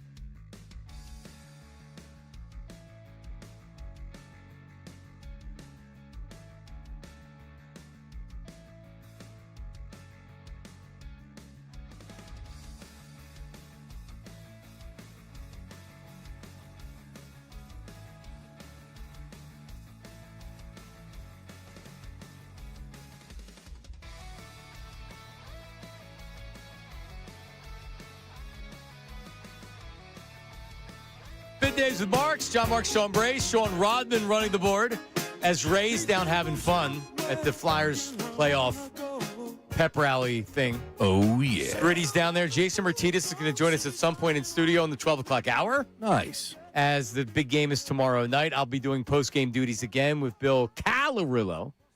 Sixers tonight. Joel Embiid could be playing. We will find out. We'll get into some of that talk coming up. Probably on the show today we'll find out because he was ruled doubtful for the game. Yeah. I know we didn't really have an opportunity to talk too much about the NFC East. Your thoughts on the Cowboys, Giants, anything there? I thought they did well. Yeah, same here. You can never have too many edge rushers, right? Like, that's a pretty important position. Sure, the Giants have swung and somewhat missed. I think Abdul Carter will return. I'm sure Giants fans would hope that. And they're not – Harbaugh didn't draft him, so he doesn't really care. That's true. I think Thibodeau might be on the way out, though. Yeah, for sure. So, yeah, you could have had – he was available all offseason. Yeah, so I think that's what happens with that. They got an offensive lineman. They got an edge rusher. I mean, you know, for a coach like John Harbaugh, he wants to establish the offensive line. Well, was last time the Giants had a good offensive line? Like the Eagles, not the best offensive line, but a good offensive line. When was last time it was the strength of their team? Bill Parcells, maybe Jim Fossil. That's what I was going to say. Coughlin? Even with Saquon, I don't think it was ever a strength. You probably go back to Coughlin because Coughlin had a little bit of a run game with Brandon Jacobs and Ahmad Bradshaw when they won the championship. It was never a priority to make sure the offensive line. And Harbaugh comes in, not surprising, he's going to build on the lines. Yeah. So the Cowboys. They tried to do it. They just haven't drafted the right guys. And then the Cowboys need defense. Caleb Downs was a great get. I mean, he was there at 11. You have to draft him there. It would have been a little bit of a reach if you drafted him at 6. There were people talking about 5. It worked out for him. You don't draft a safety top 5. So the Cowboys get him at 11. You got to give him credit where that credit is due. Yep. That's it. Totally agree. I saw Sean McVay didn't seem very happy about drafting Ty Simpson. I'm very interested to see how that one's going to play out because the body language was not. Oh, he didn't want it. That was clear. That's my take. Now there were people saying, "Oh, there's a video out there of him clapping." Whatever.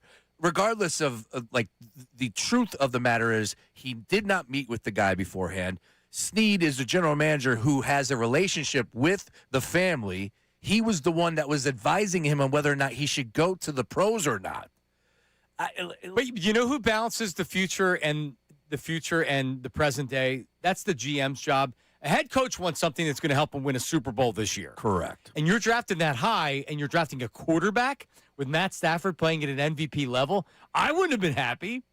Could you imagine if he had Makai Lemon? Exactly. And at that point in time, you could have got Sadiq at tight end, Lemon. That's what I'm saying. Even if you weren't drafting wide receiver, you should be getting that type of impact player at that pick. The whole reason why you had that pick, it's not because your team isn't good, because they made that trade last year. You end up with a quarterback. Now, if Ty Simpson ends up being a good quarterback, which I don't think he's going to be. He's in the best spot, that's for sure. It's a good spot for him. Yeah. But you heard McVay say, this is Matthews' team. That's number one. Number two, he referenced Stetson Bennett as the backup. Correct. It was just very odd. And you had an opportunity to go get a player that's going to help you right now. You're so spot on with that. You're right. Exactly that. I would have been pissed.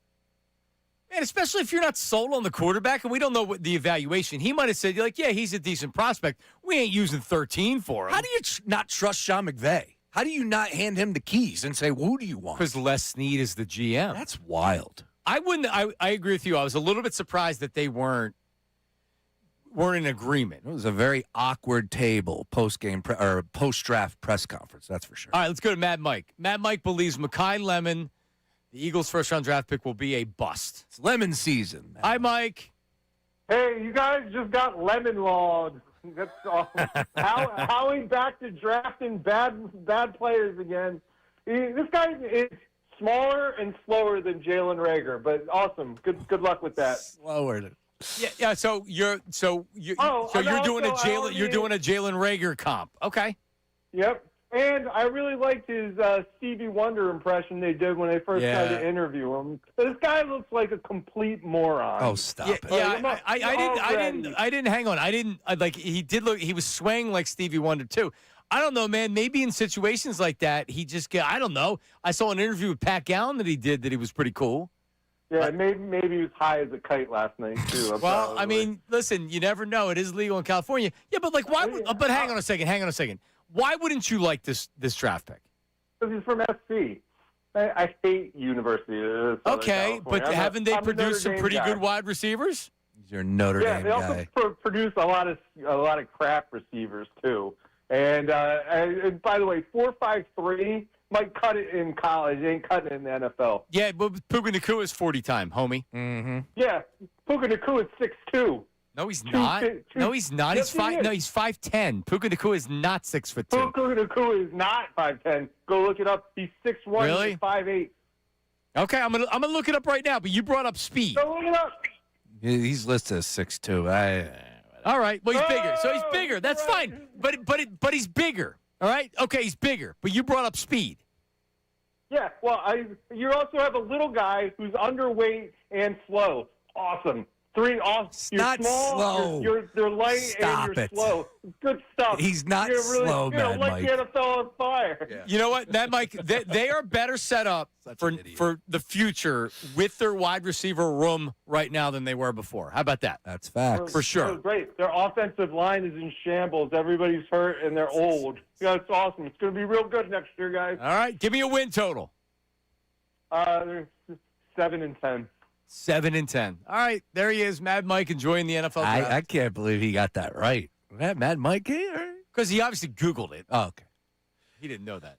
I didn't think. I thought Nacua was listed at 6. So that's why I went 5'10". Yeah. Because I'm listed at 5'10". My license says one thing, sure. Win total. It's interesting you bring that up real quick. The Philadelphia Eagles currently at the sports book that I'm looking at, 10.5 plus 130. Okay. Do you know who I love? I gave it out last night as a winner. NFC or AFC? AFC. Who you Win total. love? Win total. Well, I don't know what the win totals are, so I'm not. Yeah, it's Well, early. just give it to me. The Raiders. 5.5, John Marks. They're going to win 6+ games with Mendoza at the quarterback position. They got some weapons. They're changing the guard. They got a new coach. Brady's operating. He's obviously cheating as he's calling games as well. You got that working for you.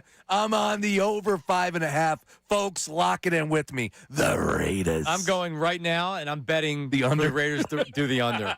Mendoza's winning 6 games against that division next year. I'm telling you, I'm in. All right. Bowers, Genti, N'Kobe Dean. All right, coming up. Oh, we have voice memos on the Eagles, the Flyers, and the Sixers. Mertitas, I think, is going to be stopping up in the 12 o'clock hour. And your phone calls as well. Matt and College, you've been holding a long time. We'll grab you on the other side. Middays with Marks, 97.5 The Fanatic. Let's talk about Bet Parks for a second. I was just saying, I'm going to the Bet Parks app. That is exactly what you do. All right, because they have a lot going on right now, including, how about betting the Fly Guys tomorrow night game 4 in South Philly? What about live betting Philly basketball playoffs tonight?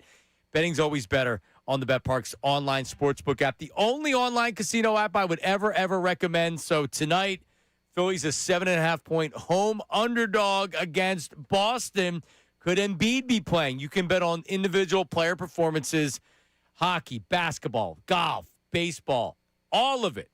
And do it on the BetParks online casino and sportsbook. So check it out right now. You must be 21 and in PA, New Jersey, Michigan, or Maryland. New users only. Terms and conditions apply. See betparks.com for details. Casino bonus must be wagered. Gambling problem? Call 1-800-GAMBLER. The Sports Talk.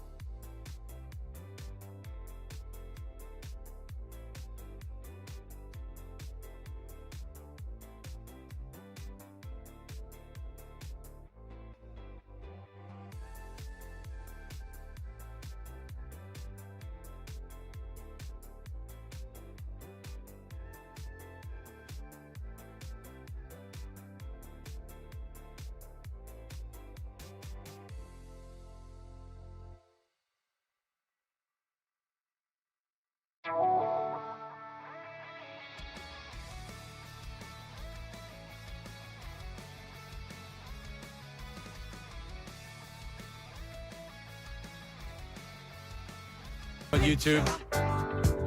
I don't have an issue with the shades indoors. Me neither. Things have changed. Whatever. No, let me be very clear when I do it. Like, I have the kid is a superstar athlete at the NFL draft. This is what he should be wearing sunglasses or doing something like that. He's a wide receiver, man. And Yogi said he's a good kid. Yeah. That's all I care about. Mr. Roth. Yeah, look, I just think, maybe 15, 20 years ago you would have an issue with that. I get it, but now you see it more than ever. Yeah, I heard John on the show today, John Kincade on the show today. He didn't like the sunglasses, and I'm not surprised he said that. Hey, look. You see John's shirt he was wearing today? Hey-oo. That's what I would say. Free bowl of soup with that shirt. I will tell you, between him and Petrilli, they do have, I want one of those shirts, though. Those Margaritaville type of vibe shirts. It does, because I guess it's partly a Yacht Rock Friday. It does have the Yacht Rock feel, except John's not coming to our party. He's going to a different Yacht Rock party. He's got his own Yacht Rock Yeah, party. yeah. Like same type of vibe, just different party. Yeah. Oh. So, yeah, but it works for him. Hey, look, beautiful day outside. How about ugly weather this weekend? Come on, man. Yeah, they already canceled everything for all my softball. We had 2 softball games tomorrow, T-ball, soccer, and everything else. Now, Sean, you may have heard that there's a big thing going on down in our parking lot, Flyers playoff pep rally. We were supposed to send it down to Ray, but Ray's already back. Okay. So I'm just confused in what's going on. Ray, you're already back. We couldn't even send it down to you. Correct. Yes. I'm a little confused as to where the game. This was back-to-back days. I'm confused on the game plan a little bit. You guys are supposed to take a video and send it back, and then I was going to throw it like we were throwing it to you. Right. But then we got no video. Correct. Which we took videos, multitude of videos. Someone cursed on a video.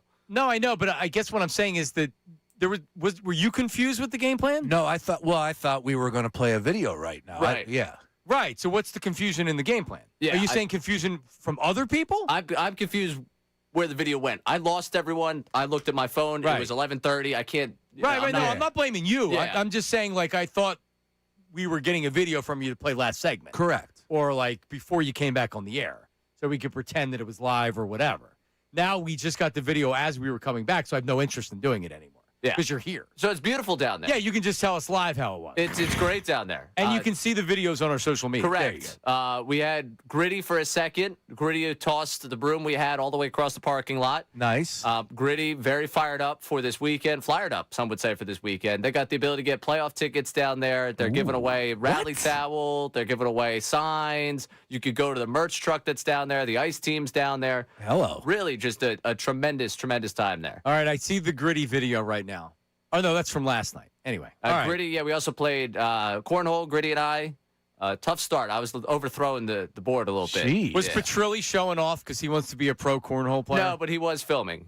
And Okay. I'm sure that's already on social media. If you want to bet death taxes in the video that Petrilli got already made its way onto social, for sure. For sure. Oh, you're funny. Let's go to phone calls. Matt in Collegeville has something on A.J. Brown. Matthew, good morning. How are you?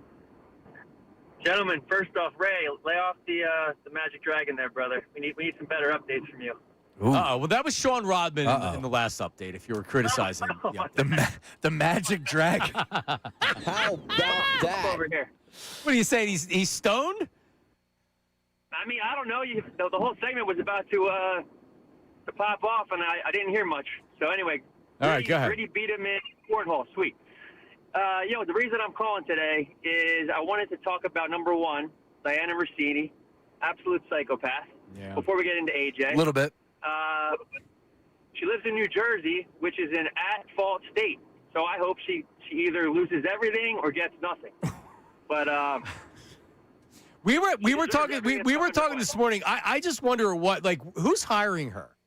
Even if you don't see her for 6 months and then a year from now or a year and a half from now, because I don't want people not to be able to work again.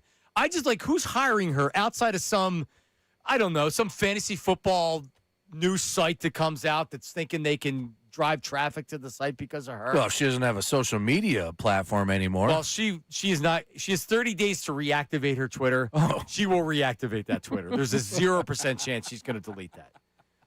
Right? as soon as Vrabel dumps her only option is to write a book. She's got nothing left but that. She'll write a book, and off into the sunset she goes. She can take AJ with her. She's supposed to be an Eagles fan.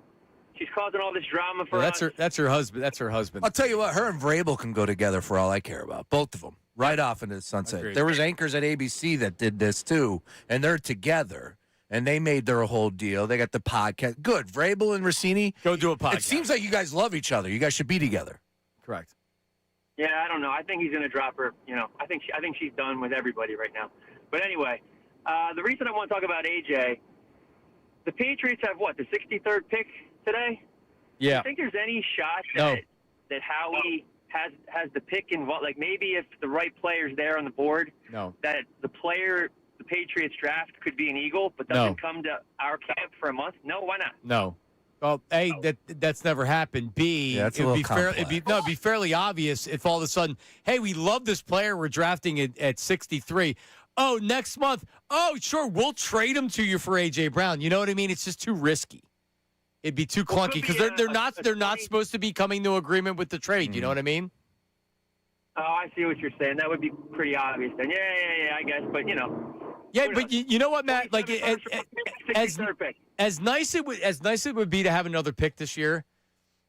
There was talk that maybe 2028 Howie to get his first round draft pick says, you know what? I'll do 2028. 28 after 27. I've heard more people say that.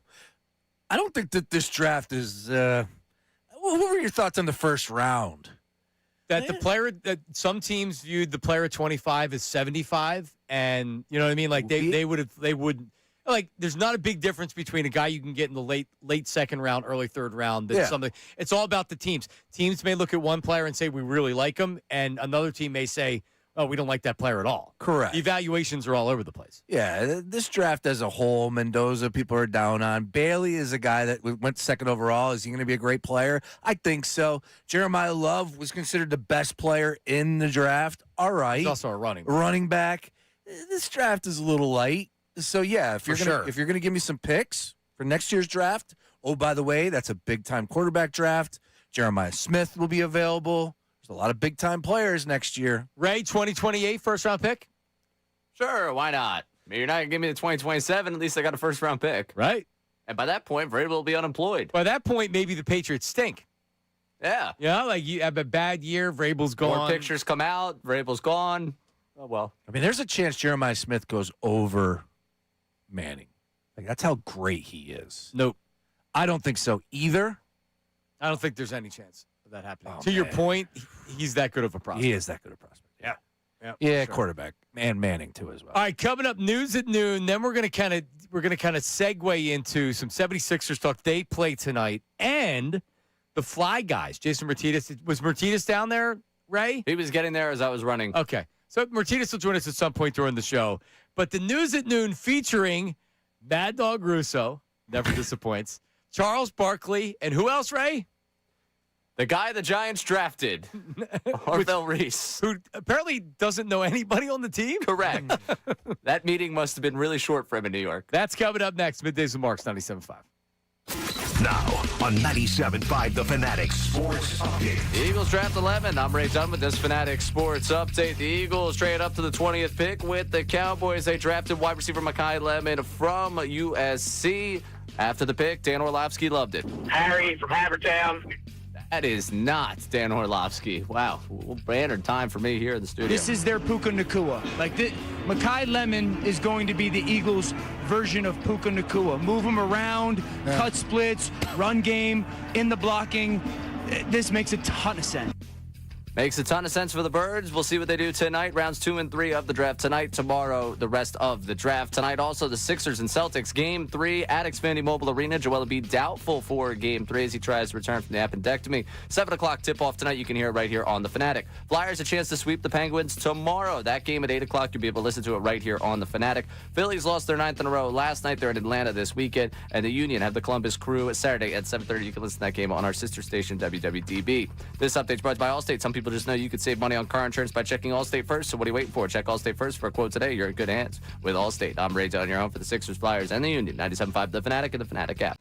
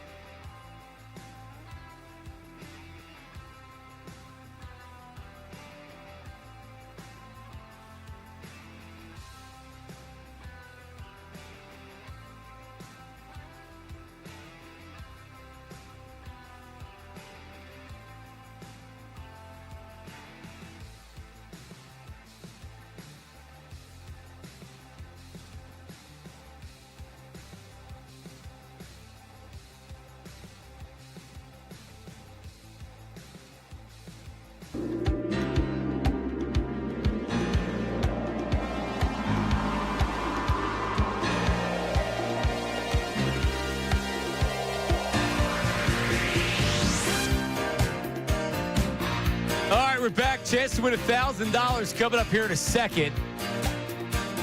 Ray, how many times did you say you've reminded me or teased that we have $1,000 coming up? Maybe once. I agree.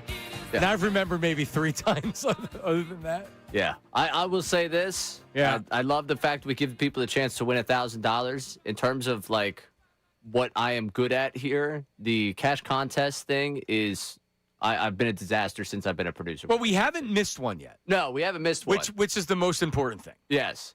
But yeah, since I've been a producer here, this is a if we were looking for red flags, if I was a draft prospect, my weaknesses on my page would be cash contest. You're not organized enough. You just need a better organizational method. So where should it go? So what you need, it could be a whiteboard or whatever. There's 4 hours, there's 3 blocks in each hour. Yeah. So you're writing in the last block of the 11 o'clock hour. The tease is coming up next, $1,000. Your chance to win $1,000. Got it. That's how I was training Dutz when you were away to do it. So, I mean, that's what I'm not telling you I was good at this stuff either when I was a producer. Yeah. There's just. I'm just saying. It's something about the cash contest. It's something in the air. With you don't like money? I want to. I'm going to stop. What I would say,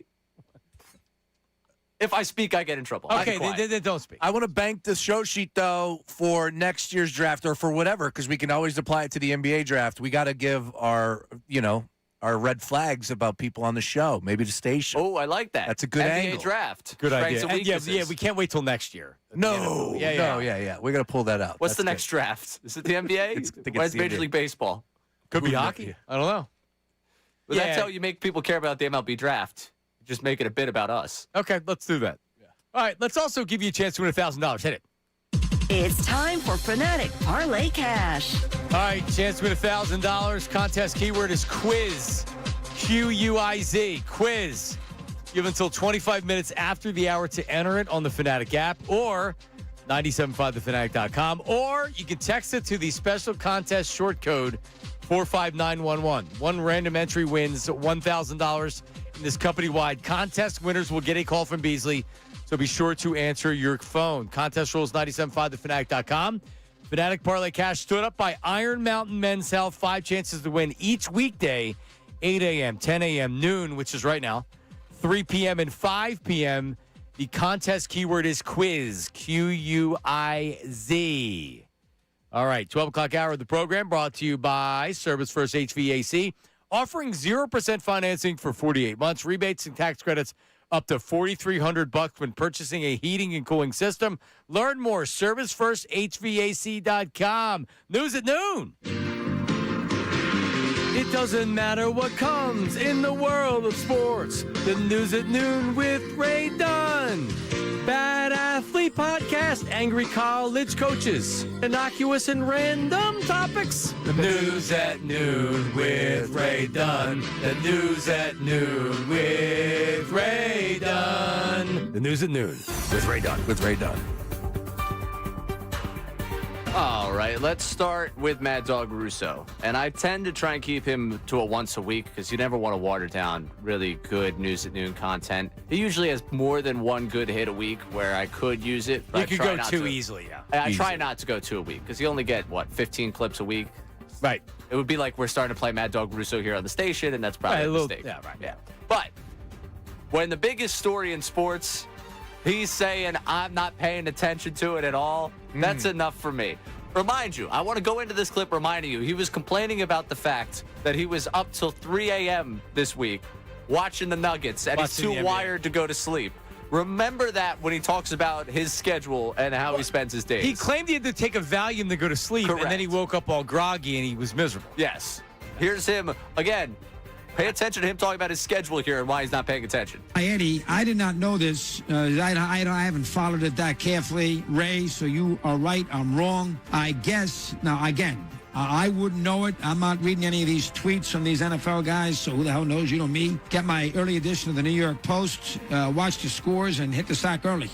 But I guess Rossini was the first reporter who was adamant that A.J. Brown would be traded to the Patriots post-June 1st. Eddie, is this correct? Could you please verify this? Because I wouldn't know.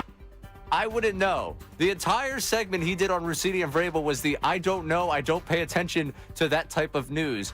He's reading the New York Post and saying he goes to bed Right. early. The Post has had this, and he's talked this week about the fact he doesn't sleep. Something's not adding Well, up the here. Post had the photos. I mean, I don't know. I could see him not, if he really doesn't pay attention to all the insider stuff, which apparently he doesn't. I mean, you had to be pretty oblivious not to know that she was in it, but I believe him. Right? That's a bad thing. I do believe him too. I believe him. No, like you can pretty much you can follow whatever you want to follow. I feel like a lot of times there's things that I don't know, which is crazy to think that I don't know them. But I don't know. I mean, Sean pretty much knows everything, like popular culture and singers like that. I have an addiction to my timeline. Right. Yeah, I pay attention to a lot of the nonsense.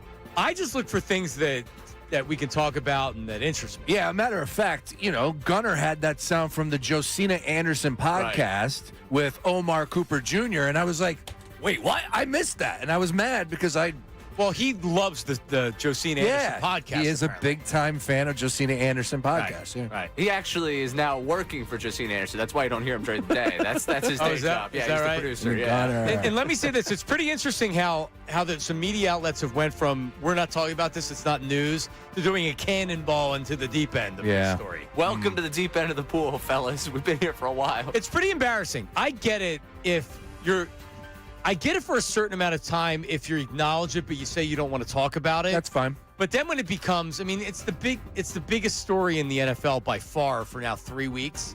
And now it's affecting the thing on the stuff on the field. The chief decision maker of the Patriots is missing probably the biggest day in the draft because he's got to go to counseling or whatever, however they're spinning it. Does that counseling start on Saturday? It can't start on Monday? The counselor apparently only had the Saturday hours. Oh, interesting. Imagine that counselor, too. Oh, I got to come in Saturday because this guy's got to do the draft Thursday, Friday? My weekend screwed? Something ain't connected on that. So let me ask you this. Yeah. Do they just say you have to, is the wife insisting on him stepping away for a day? Because honestly, the right move might have been to say, hey, I'm taking some time away from the team after the draft. Sure. I need to focus on my family right now. And I don't know, you missed the first mini camps, or maybe you take the leave after that. Take a couple weeks off. Go with your freaking family. Go try to save your marriage. If that matters to either one of them, I don't know. Yeah. I don't know. But that's probably what I would do. I just don't understand the whole Saturday deal. Like, why? It's so weird. It's okay if you just do the whole thing and then, I don't know, whatever. Yeah, so Thursday, Friday, but Saturday, I'm going to go to a counselor. I was pretty surprised that he was there last night and spoke to the media. I was surprised by that. Yep. My priority is my family and the Patriots. And the Specifically Patriots. the Patriots on Thursday, Friday. I'll get to my family later. But he said, is the family and the Patriots in that order? So he made sure he said that, but still, it still felt like he was saying my priority is the Patriots. Right. Which, of course it is. We know that. The Patriots are still letting me in the front door. He's a terrible human. Number 2 for you here. This week on the News at Noon, we broke the news to you that Michael Jordan and Charles Barkley, friends again. Charles Barkley and Tiger Woods, not friends again. Here is Barkley, who's on radio out in Chicago, talking about it. I've never understood, to be honest with you, the whole Tiger situation. Number one, I called his agent. I don't even have Tiger's number. I said, man, let the young guy know. I love him. I hope he's going to be all right. I wish him nothing but the best. Obviously, he has a drug problem, and I got none but love for him. He disowned us after one of those car accidents. I've not talked to him in probably whenever. I can't even remember. But I did call his agent and say, hey, man, just tell the guy, man, I wish him nothing but the best. I got a lot of love and respect for him. So the timeline goes 2009. Before 2009, Woods, Barkley, Jordan, and then pick your fourth for a golf foursome. 2009, the car accident happens and the whole sex addict thing happens. Tiger Woods out of that foursome. Now it's just Jordan and Barkley. Then he says what he said about Jordan. Now it's just Barkley all alone. He's got Jordan back. Doesn't look like he's getting Tiger Woods back. No, probably not. He's out of the country, get on rehab or something. I don't know why he'd go out of the country. There's talk maybe it's obviously for things that you couldn't do legally here. Yeah. Maybe some hallucinogens or something that they're treating him with to get him off the... Actually saw some people that are digging in as far as the law enforcement. They want to see his prescriptions. Correct. They should. Yeah. They're trying to get a warrant to get his medical history. Why is he being prescribed all of these pills? Yeah, like he should get that, right? Like ultimately, he's got to go to rehab and get himself cleaned up. He's not getting as many as I am. Jason Martinez is in studio right now. See my pill collection these days, Sean. Well, be careful.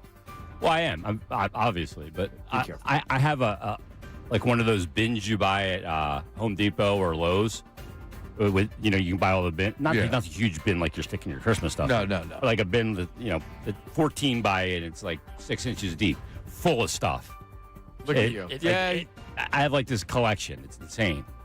It would have been great. I would have been like the coolest dude in college. I had that. Yeah, I was never a pill guy. So. Little old now. All right, Ray. What else do we have? Last one for you. Thought I'd chime in on that. Hello. Giants taking Arvell Reese last night. Now, the typical question, who are you excited to meet? Who are you excited, your teammates you want to get to know? Just know one guy on the team. Just know one guy before you step to the podium. Who are you looking forward to meeting the most in the Giants?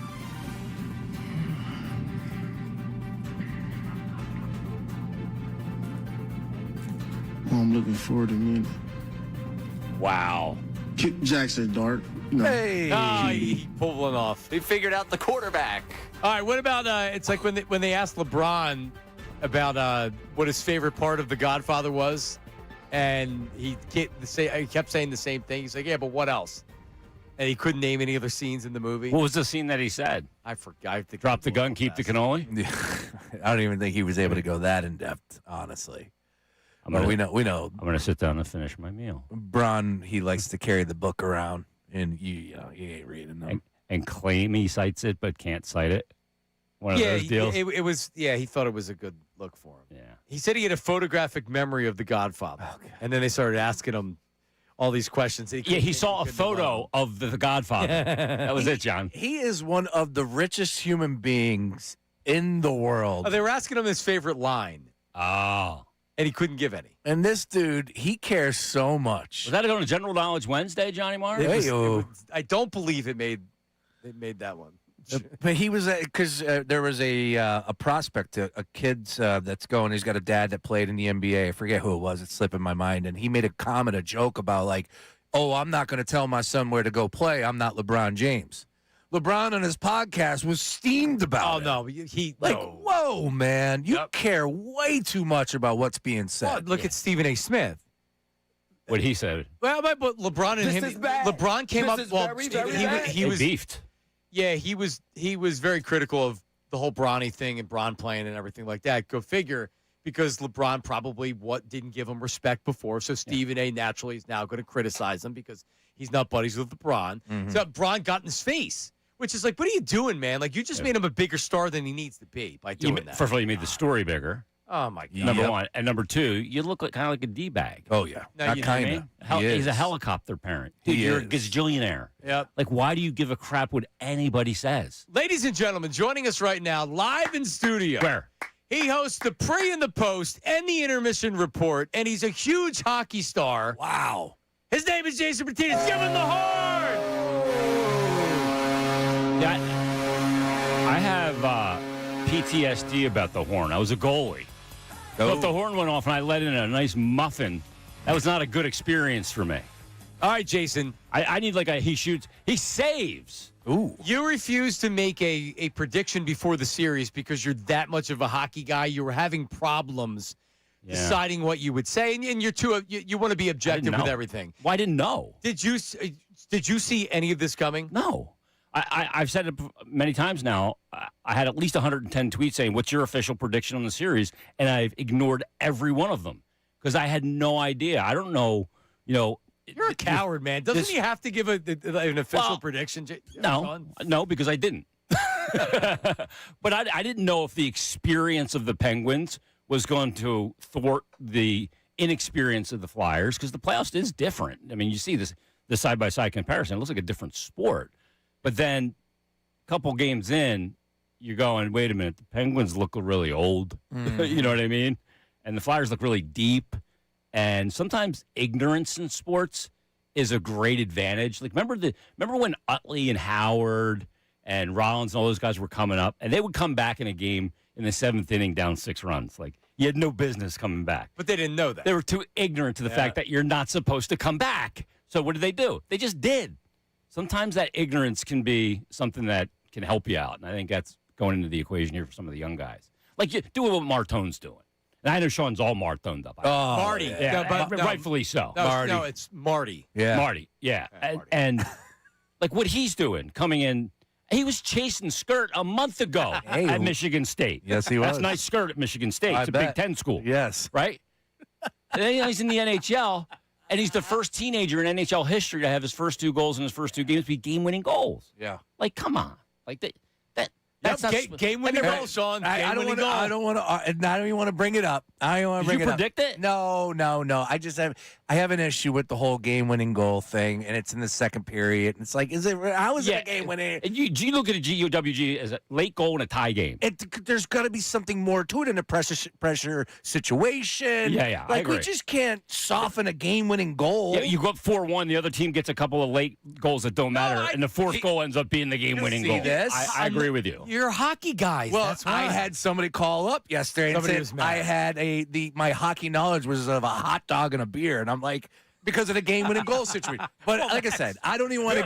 I don't disagree with you at all because there's a lot of crap goals that are scored late, and you're kicking the crap out of a team. But just because you got the fourth goal and they got a couple late ones, and you end up winning 6-3. Now that's classified as a game-winning goal. Yeah, a game-winning goal is a pressure situation. You went down, you made it happen, and you win the game. See. The hockey knowledge. Love Hot dog and a beer. That's me. Sean knows more than It me. was a good line. Now, is that a light beer or regular? Is it Miller Lite. Is that a craft beer? That's an ultra these days. Michelob Ultra. I do want to say this, though. It has been a pleasure, a joy to watch this team go on a run. And obviously with Jason, hearing you on the airwaves, man, like you want to talk about hockey knowledge. Insane.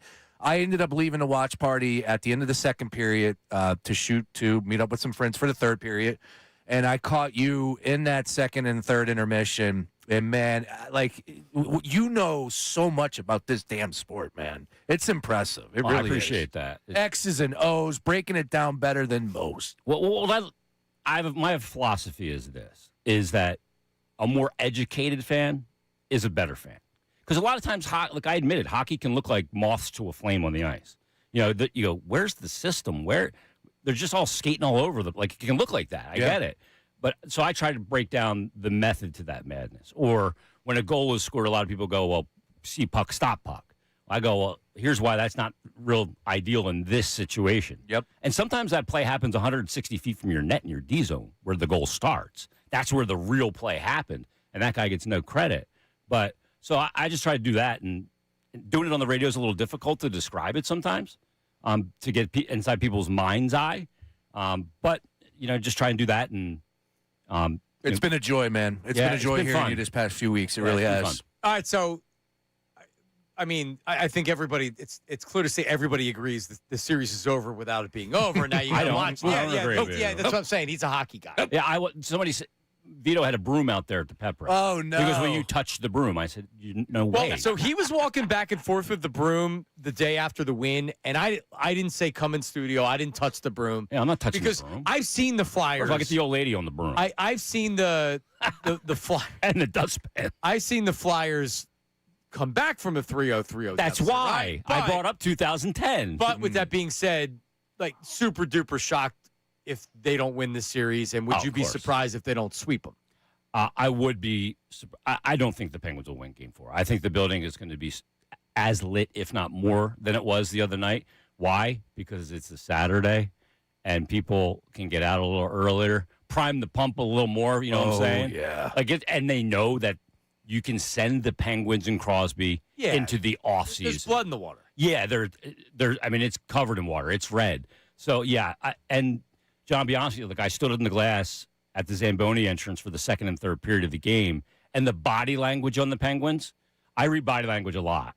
Yeah, they were It's defeated. very telling. The shoulders, the head, the communication on the ice, they look so defeated. And one of their big guys is Letang, who's been there 20 years, going to the Hall of Fame. He's a great player. But I'll say it again. I've said it a couple of times. He's closer to beer league than he is the NHL. Yeah, I was listening to Pittsburgh radio, and everybody's saying the same thing. Well, Letang's done. He's done after this season. I mean, the play that Tippett makes on that shorthanded goal with three guys there. Yeah. I mean, cue the Benny Hill music at that point. He made him look foolish. That was insane, though, by Tippett. Yeah, and like I've always said, Sean, like even when Talk was here or Terrell was here and now Talk, I said, you should call him every morning and tell him how great he is because he doesn't know. That to me has been always his biggest issue. He doesn't know how good he is. He's a real shy Canadian kid, you know? Okay. I just don't think he knows of the physical abilities that he has. So I would call him every morning and tell him, like, do you realize that Owen Tippett? There's like 0.01% of people that can skate in the world like you do. You pick up the phone and call these guys. No, I don't. I would if I was he his would. coach. He would. I would do that every day. Now, would you FaceTime him or would you just call him? No, I would just call him or I'd shoot him a text. Yeah, dude. But every time I saw him at the practice facility, I'd pull him aside for a second when they're just drifting around stretching at practice and be like, dude, do you realize how good you are? I've said to Tip, I've said, I want to borrow your body. I just want to know what it feels like to be able to skate like that once. Like, yeah, I mean, I look at people with the hair going. I look at other men all the time and want to borrow their body. You kidding me? 6'2", in good shape. Yeah, Nope, not hair all over their back. And he's a total brick. You know what house? Like he is put together. Now, have you seen him in the shower, Jason? I have not. I did not do that. Although I had Jake Voracek on the other day, and he talked about the whole thing about getting in the pool nude to drink beers after game. I like. Thanks, Jake. I love it. All right, so coming up, Jason's going to be with us for the rest of the hour here. Looking ahead to Game 4, I do want to take a peek at potentially what could happen in the second round of the playoffs, if you don't mind, Jason. I know you're a hockey guy. I don't mind. And then just the atmosphere down at the Wells Fargo Center after Game 3. Or Xfinity Mobile. Yeah, I can't. I do. I've run into my walls of that too. It happens. It was I called it the Core State Center at one point. I think so. The FU Center. FU Center. You're going all the way back. That is coming up next. Also, Paul Bissonnette had said that the Flyers were playing scumbag hockey. Oh, Biz. Oh, Biz is right though. He issued a response to Philadelphia. Well, he was a former Penguin. And we have that coming up. I have an issue with that word though, and I would get into a little bit more on it. Yeah, no, I didn't even want to read it, but that's what he said. We have his response coming up next. Middays with Marks, 97.5 The Fanatic. Now on 97.5 The Fanatic Sports Update. The Eagles draft Makai Lemon. I'm Ray Dunn with this Fanatic Sports Update. The Eagles trade up to 20, drafted Makai Lemon. They made the trade with the Dallas Cowboys, get the wide receiver from USC. After the pick, Dan Orlovsky on ESPN talking about the pick. This is their Puka Nakua. Makai Lemon is going to be the Eagles' version of Puka Nakua. Move him around, cut splits, run game, in the blocking. This makes a ton of sense. We spoke earlier to Dave Zangaro of NBC Sports Philadelphia about the pick. You catch that one more time on our website or the Fanatic app. Rounds 2 and 3 of the draft is tonight. Also tonight, Game 3, Sixers, Celtics down at Xfinity Mobile Arena. Joel Embiid listed as doubtful for Game 3, trying to come back after just 15 days from having an appendectomy. 7 o'clock tip-off tonight for that one. Flyers chance to sweep the Penguins tomorrow. Flyers and Penguins at 8 o'clock. You can listen to it right here on the Fanatic tomorrow night. Phillies lost their 9th game in a row yesterday there in Atlanta this weekend. Union have Columbus Crew Saturday at 7:30. You can listen to that on WWDB. This update brought to you by Mothers Against Drunk Driving. For victims of drunk and drug driving, your grief is unique, but you're not alone. You always have a place at MAD. Call 24-hour victim helpline 877-MAD-HELP or visit mad.org. I'm Ray Dunn, your home for the Sixers, Flyers, and the Union. 97.5 The Fanatic and the Fanatic app.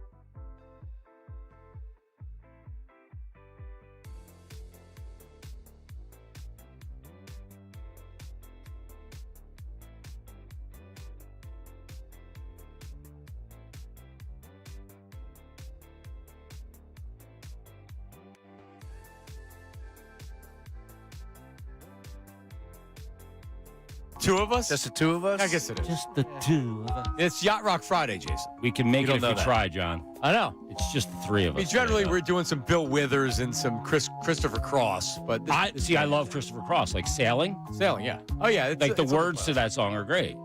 I've been on my.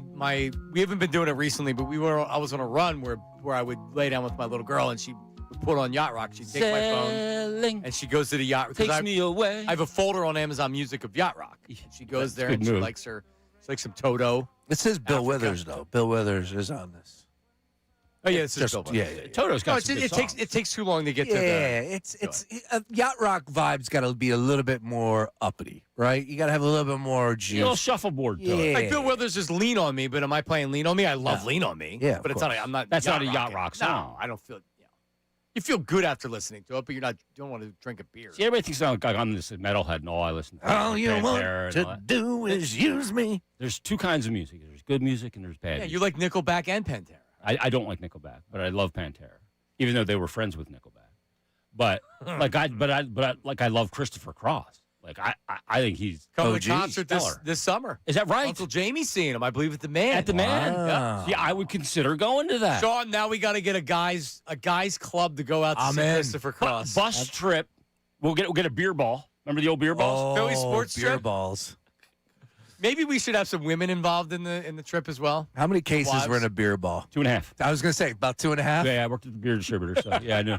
2.5 in the beer ball. Whatever happened to the beer ball? Party ball? It went away. I don't know why. It Came was- with the homemade tap. Yeah, it was a different tap. Because they were stupid. That's why they went away.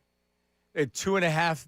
It would come in a box. It came in a box, and Yeah. and then it was What's in you the had to box? pump it. It had like its own pump. Yep, and it was just the plastic It was ball. It was of course like party balls, what I remember. Yeah. It was the original. Yeah, it was the And original. then other companies put it out. The quarter keg is 3.5 cases of Yep. beer, and the half keg is 7 cases. Just buy 3 cases of beer. I don't know. Oh, man, I haven't bought a keg in It's a lot of forever. work. Sometimes the party ball for like a softball game was the perfect size. Yep. Until true. you got to the bar. That's when the shots would start. All right, so Ray, to explain what we have coming up here. What's the sound from with Bissonnette?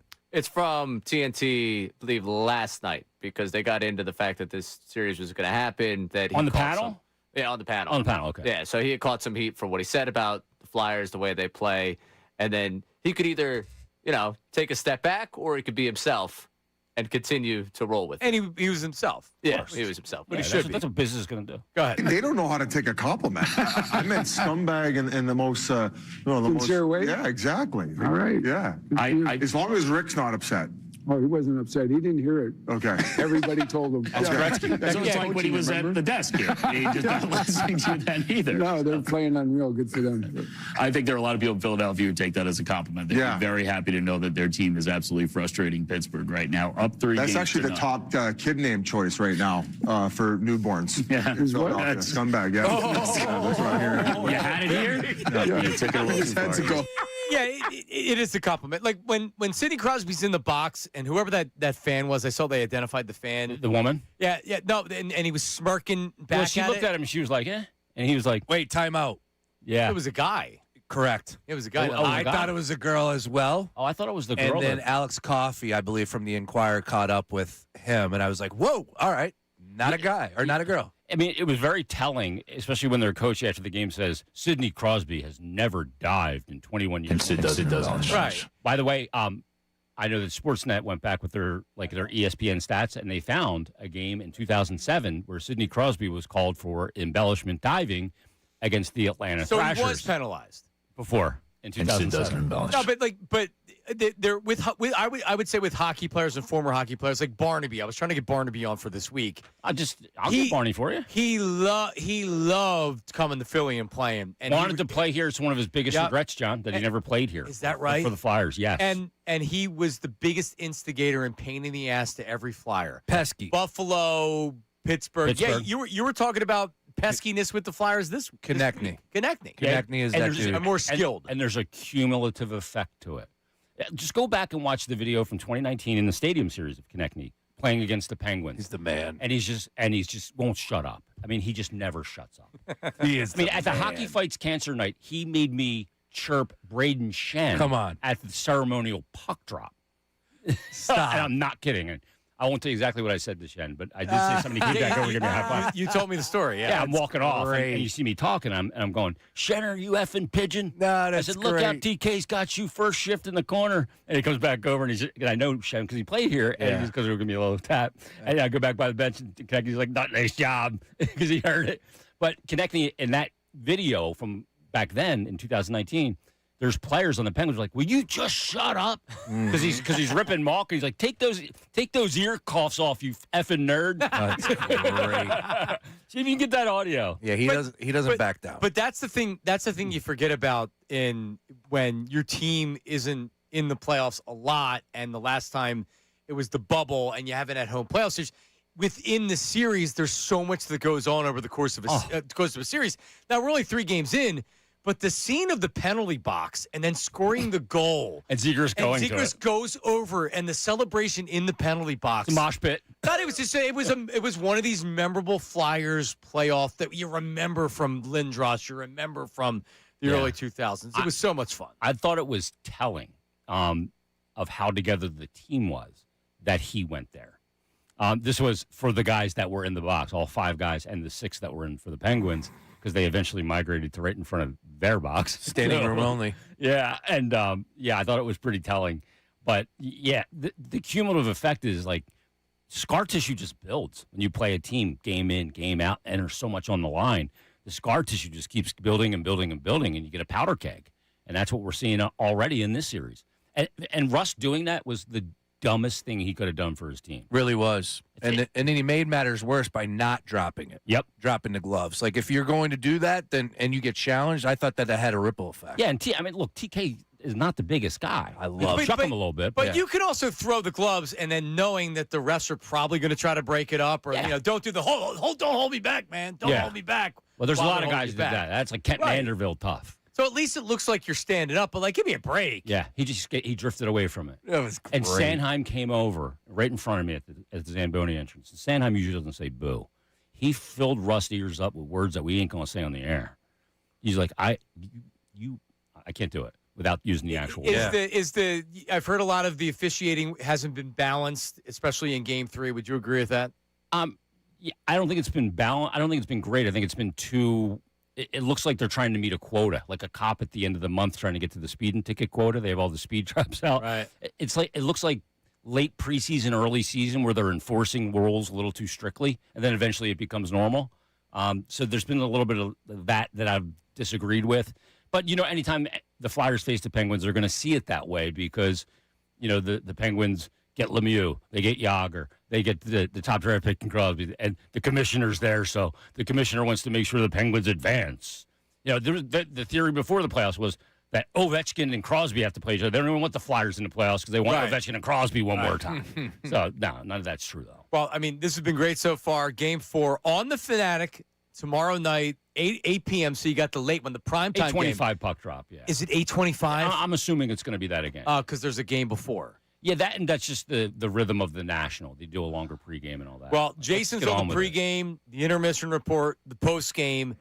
Bill and I, again, doing postgame coverage. See, now I may be able to join you for a little bit for that because for sure. So, I don't have podcast duty. So we're gonna do right after the game. You did 45 minutes because you had Rick Taki, you somebody. So we did 48 minutes on YouTube right after the game ended. Yeah, and then we went on the radio. So you have Jason on the radio, and then once we're done YouTube, we'll be right on the radio. And, oh, by the way, I'm on from 4 to 7 down at the barn. Yeah. No! And Ray Dunn's going to be joining me as well. No! Give him the horn, Ray! Ray and Sean live from the... Is it the block party outside? Or Yeah. We're inside now. Okay. Yeah, we're inside. I will be stopping by for sure. Yeah, please. I was going to ask you, obviously. See you guys, absolutely. I'll be there bright and early. I listened to you and Bill after we got done on my ride home.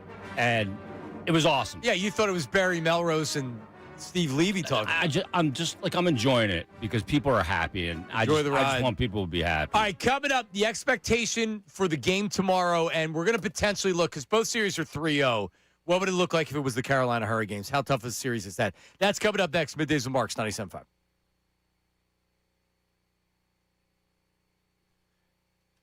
These Phillies.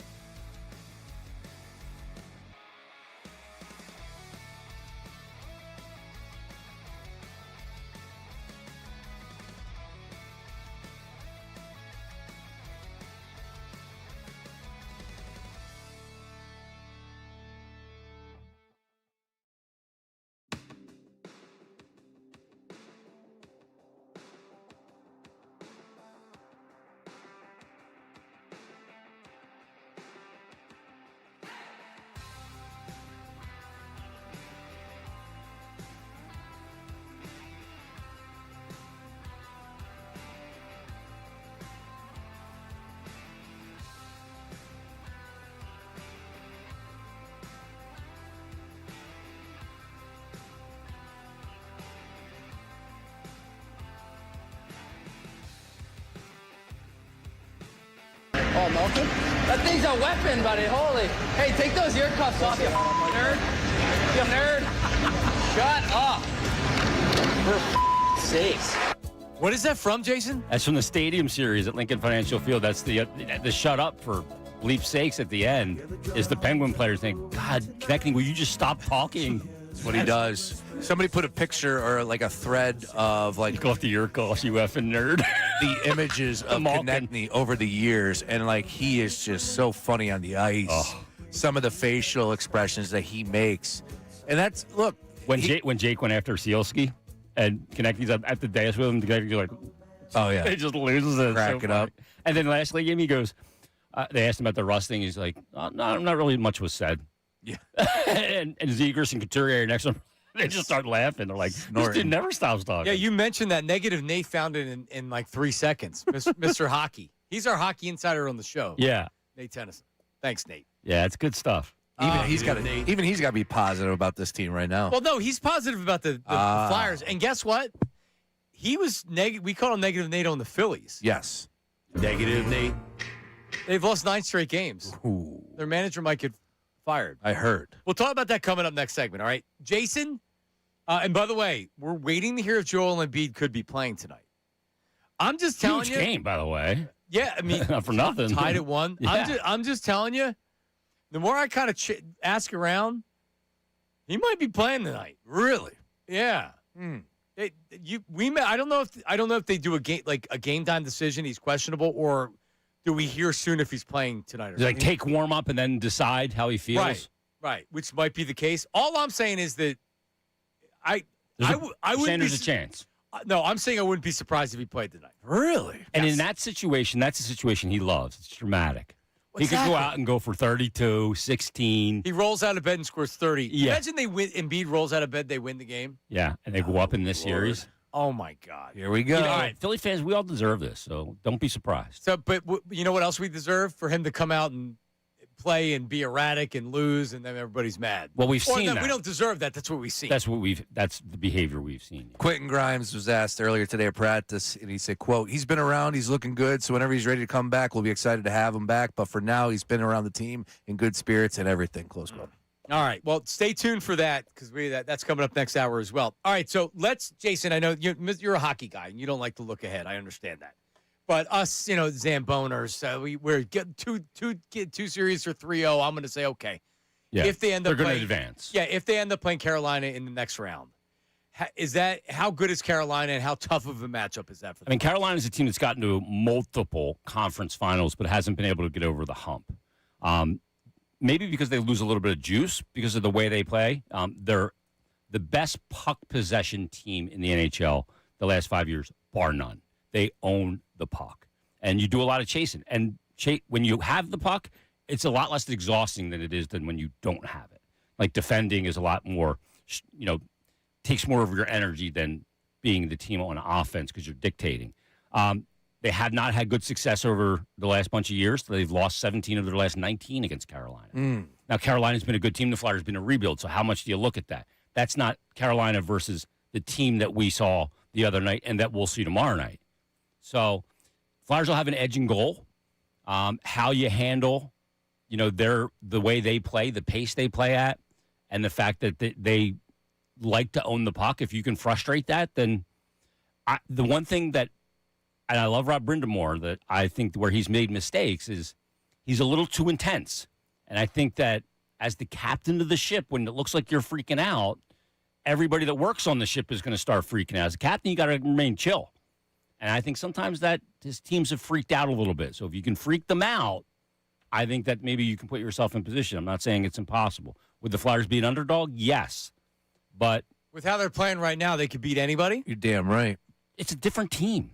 It's when Forster comes back after 4 months, when Martone's added and brought what he's brought, and if you can really get Mishkov going again like he did at the end of the regular season, the way they defend has been remarkable.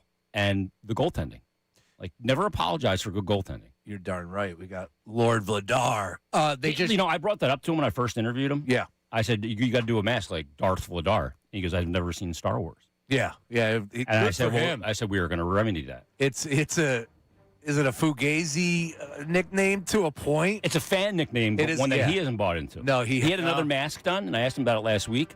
He had a mask done with Iron Maiden theme and Metallica Eddie. in the Flyers Oh, with that's Eddie. great. And he hasn't worn it yet because he's like, this one's working, so I'm not going to change you it. can't change but I'm that. like, dude, you literally put like my 3 favorite things on one mask. First of all, it's a goalie mask. Metallica and Iron Maiden, I love. Like metal, hockey, and a goalie mask. That's all Jason right Like, there. Yep. That's like the 3 strains of my DNA. Just need some skirt and we'll be all right. That's the quote. But by Yeah, the none way, of that works these days, Sean. but by the way, It's been a while. He doesn't need to watch Star Wars. He's fine. So real quick, I love Star Wars. As far as the Yeah. Canes are concerned, they did just match up. Anything that they can take away from that game? I know it meant a little bit more to the Flyers. They ended up winning 3-2, and the shootout took place on April the 13th regular season. Can you take anything more away from that game? Not much because they sat a lot rested of key everybody, players. Yeah, they rested Stahl and Aho and some of their big-time Ghost. players. Ghost they rested, as Yeah. well. That's something maybe you can take advantage of in the series. His inability to defend. Look, this is nothing's a foregone conclusion in the NHL play. That's what makes it predictability in sports sucks. The playoffs are always unpredictable, so you just don't know, and we don't know with this team. And again, they carry that ignorance with these young players of not knowing what they don't know. And the play you're getting from Couturier, I mean, I'm stunned. I didn't think he could do what he's doing. To me, it was like there was a level he could get to and he could think the game, but the way he's playing is like he's wound the clock back to the 76-point seasons. Just remarkable how good he's been. When this run does end, and who knows, man? This is very much they could win another series. Hot goalie team that doesn't know any better. Great experience. But the great thing about this is that it's a team that you build with and you grow with. It's the beginning. And yeah, it is. And so from the fan standpoint, from everybody that's out there right now, I think we had talked about this maybe even on one of the post-game shows we did, that, like Phillies fans that were born, that were growing up in 2007, 2008, 2000, like Ray's a product of this. Yeah, they saw something build. You become big fans of the team when they're really good. When your team stinks for 10 years, you don't have as many people that are watching because they're not drawn into it. Yeah, rightfully so. Right. So, this can be the next generation of Flyers fans that can even, I grew up Tim Kerr, Peter Zezel, Tocchet. Yeah. Those are the first Flyers I remember. And they were Craven. They were pretty good. Ron Hextall, Bob Froese before that. They were pretty good, so they had my attention. Lindros in the 90s. You had the teams of the early 2000s, but it's been a while. Yeah. And they're back, and they're going to be back for a while. Yeah, it's been organically built. They didn't cut corners. And I always use the microwave term. Like, if you microwave pizza, what does it taste like? Microwaved pizza. They didn't cut corners and microwave the rebuild. And that's hard to do because they did it for years. They get the right player at the wrong time. Flyers can put together a team of the right players at the wrong time, whether it's Paul Coffey or Dale Howard-Chuck or Adam Oates. Great players, but they get them at the tail end of their carear. Right. Same thing with Ray and Women. It's the same thing that happens with Ray and Women. Always the Ray and Tail. That's exactly right. You want to take a call? No. You don't have time? No, I don't. We don't have time. Okay. Jason? Greg, they won't change anything for Game 4 because there's not much they can really change. There's your answer. There you go. Well, how do they win? They just make more of the opportunities? Because, the Pens, the goalie play's been okay, but they would really... I think their goalie's been good. Yeah, but you just have to score more. Yeah, and the Flyers choke you out. I watched the Penguins in the second period at one point try to exit their zone 5 times and peel back. Right. Because there was nowhere to go in the neutral zone. So, all right, there he is. That's where the game's won. Jason Martinez tomorrow. He'll be down at the Xfinity Mobile Arena before the game with Sean and Ray. And then you can catch a pregame intermission report. Post-game, he'll join us on the post-game show as well. Jason Martinez, everybody. Hey, everybody, enjoy the hockey this weekend. Yeah. Give him the horn, Ray. Give him the horn. Do we now call the Zamboner the Martoner? That's another negative Nate. That's not bad. Marty. Negative Nate. All right, coming up, could this be Rob Thompson's last weekend with the Philadelphia Phillies? That, and we are going to get the latest on Joel Embiid. Could we get an update in the 1 o'clock hour? I believe we could. That's coming up next. Middays with Marks, 97.5. Oh, but first, fellas, the playoffs are here. The ice is loud. The hits are heavier, and every shift feels like sudden death. And the last thing you want is coming up empty-handed when it matters most at home. Don't sweat it, though. Blue Chew Gold just got called up to the top line, and it's an absolute difference maker. Blue Chew just leveled up with Blue Chew Gold, a new 4-in-1 upgrade built for both your mind and your body. We're talking confidence, focus, and showing up like your team's top sniper with the game on the line in the third period. The tablet dissolves and can start working as little as 15 minutes. So no long intermissions, no stuck on the bench. You're hopping over the boards and off you go. And when it's go time, you're not just taking shots. Nah, you're lighting the lamp. We're talking bar down, glove side, red light flashing. It's moving right now with Martinez. Crowd going nuts. Playoff hockey magic. Fellas, upgrade your performance today and discover all your options at BlueChew.com. And here's the deal. Best part about this, promise you, right here, right now, 10% off. You like that? Well, all you got to do is check out Blue Chew at BlueChew.com and enter the promo code YES. That's BlueChew.com for more details and important safety information. And bring home the gold with Blue Chew Gold. Now on 97.5 The Fanatic Sports Update. The Eagles draft Makai Lemon. I'm Ray Dunn with this Fanatic Sports Update. The Eagles traded up to the 20th pick in the draft. They traded with the Dallas Cowboys, and they got wide receiver Makai Lemon from USC after the pick. A lot of praise for it from analysts. This is how it sounded when they made the pick. With the 20th pick in the 2026 NFL Draft, the Philadelphia Eagles select Makai Lemon, wide receiver, USC.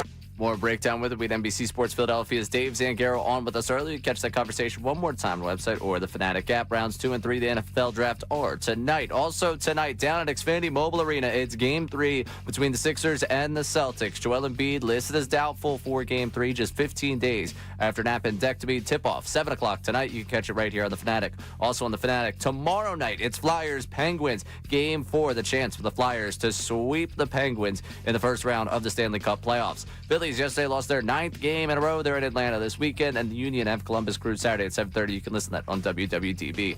This update's brought to you by the Crohn's and Colitis Foundation. The Crohn's and Colitis Foundation has led inflammatory bowel disease research and care for over 50 years. Learn more at Crohn'sColitisFoundation.org. I'm Ray Dunn, your home for the Sixers, Flyers, and the Union. 97.5 The Fanatic and the Fanatic app.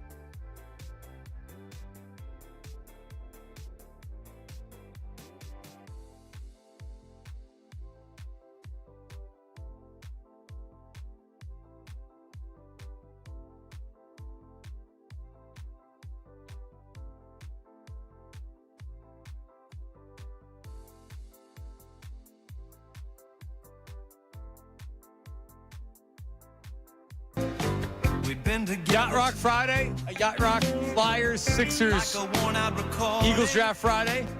Right here on 97.5 The Fanatic. Middays with Marks. 1 o'clock hour of the show is always brought to you by Morgenstern Hair Restorations. Great teams stick together. So does great hair. Morgenstern Hair Restoration Championship results. Visit morgensternhair.com. Morgan with an E. morgensternhair.com. Call them 610-831-HAIR. Yeah, when we had Dave Zangaro on a little earlier talking about Makai Lemon, the name, I used to get really excited about the Daily News covers, right? Because you would see, like, the play on words. Yeah, what are they going to do? So, like, I have a couple with the lemon angle, right? Like, I think you can have some really good fun. So I want to give you a little bit later this hour. I want to give you a couple that maybe if I was running the Enquirer or the Daily News, it would have been on the front page. You want to throw it out to the text line? Yeah, I like that. Yeah. Or voice memos, the Davis Honda text line. I like that. Feel the Davis difference? Yeah. 610-632-0975. Play on words from Lemon. Eagles add a little zest. Lemon joins the nest. See, I've been, look, Hold on, you made that up yourself? I made that up. Yeah, man. I'm Ray? over here cooking. I don't know, man. Hey. Where's ChatGPT? Yeah, at today? exactly. Hey. That's what I was just saying. Hey, come on, man. I could do some work from time to time. No. This was easy. This was easy with lemon. Okay. Well, all I'm saying is I didn't even think of the zest angle to it. That's when you brilliant. cook, that's a big time ingredient. Yeah, I don't know. It's not in mine. You got that thing and you're. I'm meat and zest it. potatoes. I don't do zest. We get the home chef sent to us. I get 2 meals a day or 2 meals a week sent to us every Really? Sunday. Yeah, it's a good way to start your week. Monday and Tuesday, we get the home chef. Oh, good. I use Zest the bar, Zest fully clean. You're not fully clean until you're Zest fully clean. Right? Ray uses just a regular soap, right? Like a regular soap on a rope. Bar? So bar soap, yeah. You do? Of course they use a bar of soap. Oh, God intended. You really use a bar of soap? Yeah, of course there's a bar of soap. Use a bar of soap? No, I use the Old Spice jug type deal. Yeah, you use body wash. Body wash. There you go. Use a bar of soap? Yeah. And a It's been washcloth. getting the How do you job wash done your for how butt? many years? Do you use a washcloth? No. Just a straight up bar of soap, like you're in prison. Yeah. Okay. What is What's up, this, Ricky? Oz? What, you and Adam BC taking a shower? What's going on? I would imagine, what's the percentage of people that still use a bar of soap? 10%. Really? Well, I mean, of normal people. What does Ricky use? Ask Ricky. Ricky's not using a bar of soap. No, yeah. the Body bar- wash? Yeah, body wash. Teals? Yeah. Well, whatever. He's not using a bar of soap. Okay. Maybe there are people out there. People, put it up on. Let me hear the Davis Honda text line or whatever. Bar of soap. Who's using? Listen, I can appreciate a bar of soap. I go to a hotel and I don't want to have to bring body wash. Normally they have body wash for you on like the walls, but if I have to use one of those small bars of soap, you do it. Yeah. You don't use a washcloth. He's just don't use Ray's bar of soap if you go to his house. It's Wait, that's the magical bar of soap. Wait. man. Time Come out. Who was using my bar of soap? It's me. I live me. Roommates don't share soap? No. I hope roommates not. don't Yeah. share soap. That's magical bar of soap, man. Yeah, you're a hairy guy, man. I don't want to know what goes on with that that's the soap. thing. Next thing you know, you're seeing hair on the soap bar. Yeah, man. It's my soap bar. Who am I? Who is coming in to use my soap? But is that your private bathroom, or you share it? You share it, but probably with 2 dudes. With one dude. Okay. Yeah, and And he's he got doesn't- his own bar. At a so- BC. He shares with at a BC. All right. First 2 texts on the text line. I use a bar of Dove. I use a bar of Dove. Okay. Yeah, good. And everybody else uses it. And Negative Nate's right. You get a loofah. Yeah, I got a Not buying loofah. a loofah. Yeah. Seriously? No. Because a washcloth doesn't absorb the No. well, he's using a bar of soap, but no, like you need the loofah to get the body wash to go into the loofah, and then it absorbs it and it gets it all sudsy, and then you get a nice lather. Oh, I need a good suds. 4 of the 5 first texts we What? got here are bar of soap people. What kind of soap? 5 of 6. Okay, what kind of soap? Oh, Well, Irish Spring. Look at me. What do you think I'm buying? He's absolutely using Irish Spring. I could be in the commercial for Irish Spring. do you use a box of baking soda to brush your teeth, Ray? Use toothpaste. The last bar Is of that soap, weird now, too? last bar of soap I used was Dove. That was a good bar of soap. but I haven't used bar of soap in forever. You know what? You know why? Because he's single.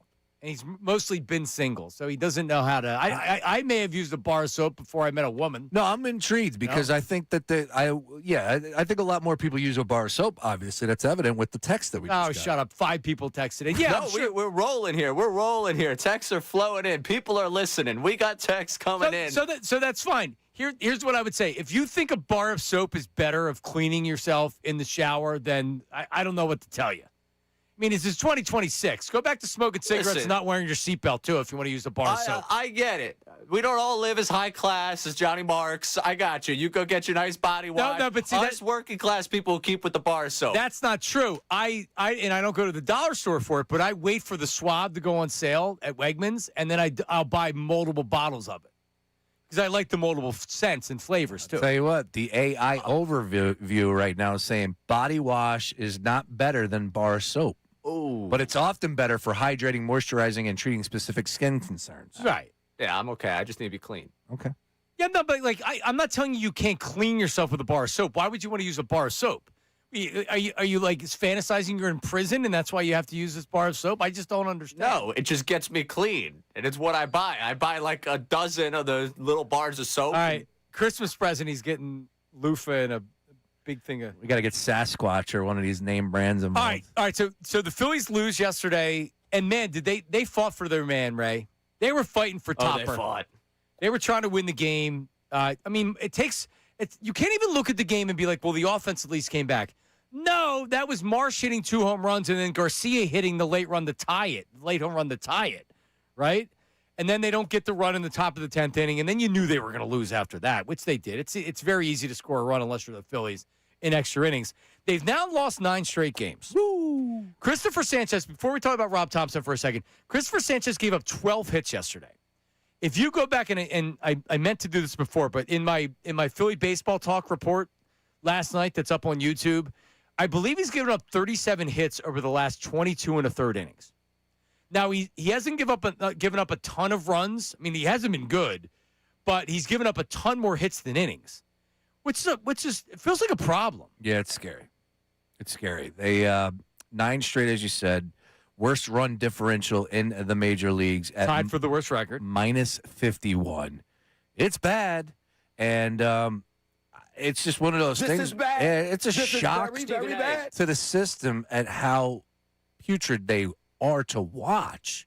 That's really the big issue that I'm having. Like, if you saw some fight, okay, a little bit yesterday, right? But there's a lot of issues right now, a lot of bad play. And pitching, it starts there because this was supposed to be a strength at the starting rotation, and it's anything but right now.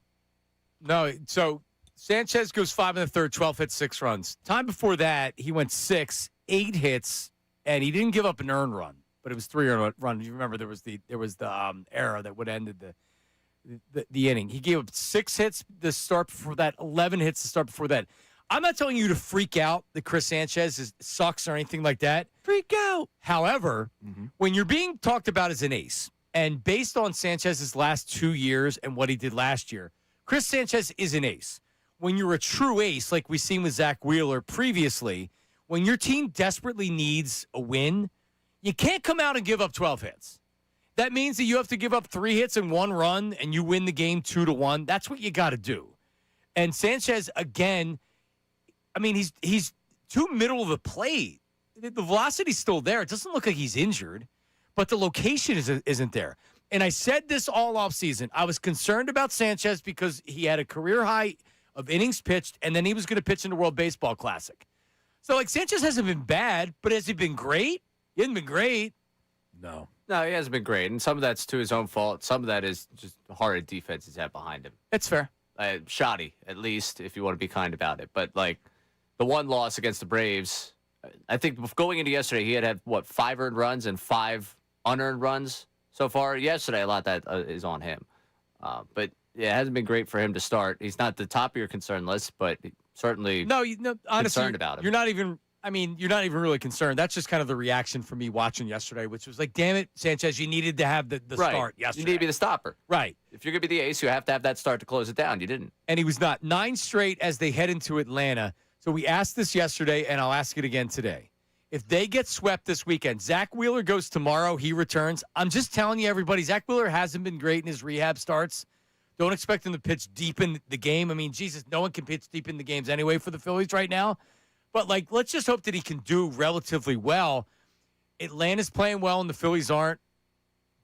Does it stop just because you want it to stop? This lineup is showing no reason to believe that they're going to turn things around. And the starting pitching showing no reason to believe that they can turn things around. Yeah, and like I said, that's where it starts for me. It's like, all right, you get Wheeler back into the mix, and maybe you can get some emotional push off of that, right? Get the vibes back. You got your ace back in the mix. But this offense, it's just bad across the board, right? Like I saw Salisbury say that he's been covering his team a long time, and it's as bad as he can remember. Yep. And that's the reality of where we're at. I never thought, this is a complete shock to the system at how bad they really are. I can't believe it. If they were floating around 500, a couple games under, I can get there. But to where we're at right now on April 24th, and John, if you're not looking at firing somebody right here, right now, then I don't know what we're doing. Something needs to be changed, or else this summer is going to be a complete wash. Yeah, so you have Painter going tonight, Zach Wheeler tomorrow, and then on Sunday you have Aaron Nola against Chris Sale. Oh, you got a lefty. At least you don't have you have two righty starters the first two games of the series. Sale pitching on Sunday. All right, so let me just hypothetically, and I am by no means putting this out there because this is what we're hoping happens. We can will this to happen. I don't want that, but I think that at this point, it's more than fair to ask because it's a real possibility. If they get swept in Atlanta, I don't think there's any way that Rob Thompson can keep his job. No. They have an off day on Monday, correct? Off day on Monday. I mean, how could you keep him? That'd be 12 straight. Yeah, no, it's time to cut bait. Something's got to go. Or fire the hitting coach. Yeah, but I think it would be Thompson. Wow. And why not? Right at that point in time, if we're talking about 12 straight, some of the worst baseball we've seen in a long time. I don't care if it's competitive because I know we got some Phillips sound that I pulled this morning on my drive in. I heard him actually making the case that he feels like the Phillies are going to come out of this. I hope he liked what he saw. Yeah, I'm right there with you. But are you kidding me? No, if they get swept by Atlanta and you don't fire the coach, what are we doing? Right. All right. So before we get to that, why did you scoff at me when I said that we're fire the hitting coach? How can you really assess how Kevin Long's done if he doesn't have a lefty to throw BP? Oh, okay, gotcha. Not really fair to Kevin Long, right? Well, they have one now, right? They have a left-handed bullpen batting pack. Yeah, somebody's going to go if they get swept. Yeah. I mean, I don't know. If you don't feel like it can be Thompson, you're going to piss the players off if you fire Long. Good. We're going to go back to what I said at the start of the week. Who survives longer? It was insane on Monday. On Friday, Nick Nurse might actually be the guy right now that's got the cooler seat of both him and Thompson. Have you lost hope? No. Have you lost hope, Ray? No. Okay. Hope springs eternal in April. Talk to me in June. I heard that. Just because I saw what happened with Joe Girardi and how that turned everything around with really there was no other addition to the team. It just turned everything around. I don't know if that's the case here. I do feel like they're a better team than they're playing. Obviously, I mean, they've lost 9 straight games. But it just feels like everything, and it is, everything is just going wrong at the exact same time. Starting pitching's not great. They've had some injuries. The bullpen hasn't been great. Nobody's hitting on offense, really. Schwarber's had some power, but he's not hitting. Turner's giving you pretty much nothing. Bryce Harper's been fine. Brandon Marsh has been their best hitter, right? I mean, he's been the biggest surprise. He's been the biggest bright spot of the lineup. Hit a home run yesterday. Crawford's tailed off a little bit. Stott hasn't given you squat. Bohm, I think he had a hit yesterday, but Bohm, you've just got nothing from this team. Nothing. I guess I'm in the minority. I've lost hope. Really? I think that this hole is going to be way too much. Do you think it's over? I do. I don't think they're making the playoffs this year. It's a bad team. I don't think there's a fluke. We have a good club. I would love to float the idea of I'm positive Sean here, but it's a bad squad. And yes, I think they go down to Atlanta and they have trouble. Do they win a game? From what I've watched, I don't think they ever win a game again this year. I just don't know how if you're the owner, you allow someone. I mean, I don't know. Is it Dave? Are you making a statement by whacking him? I don't know. Dave Dombrowski got fired. They won the World Series in Boston. They won it. He didn't make it through the next season. Think about that. They fired him in September the next year after winning a World Series. Well, it's clearly his fault. He put together this Yes, roster, this correct. lineup. This is his team. He's the one that told us we're a good club. He's the one that said he's content. We have a good club. Fine. Sorry.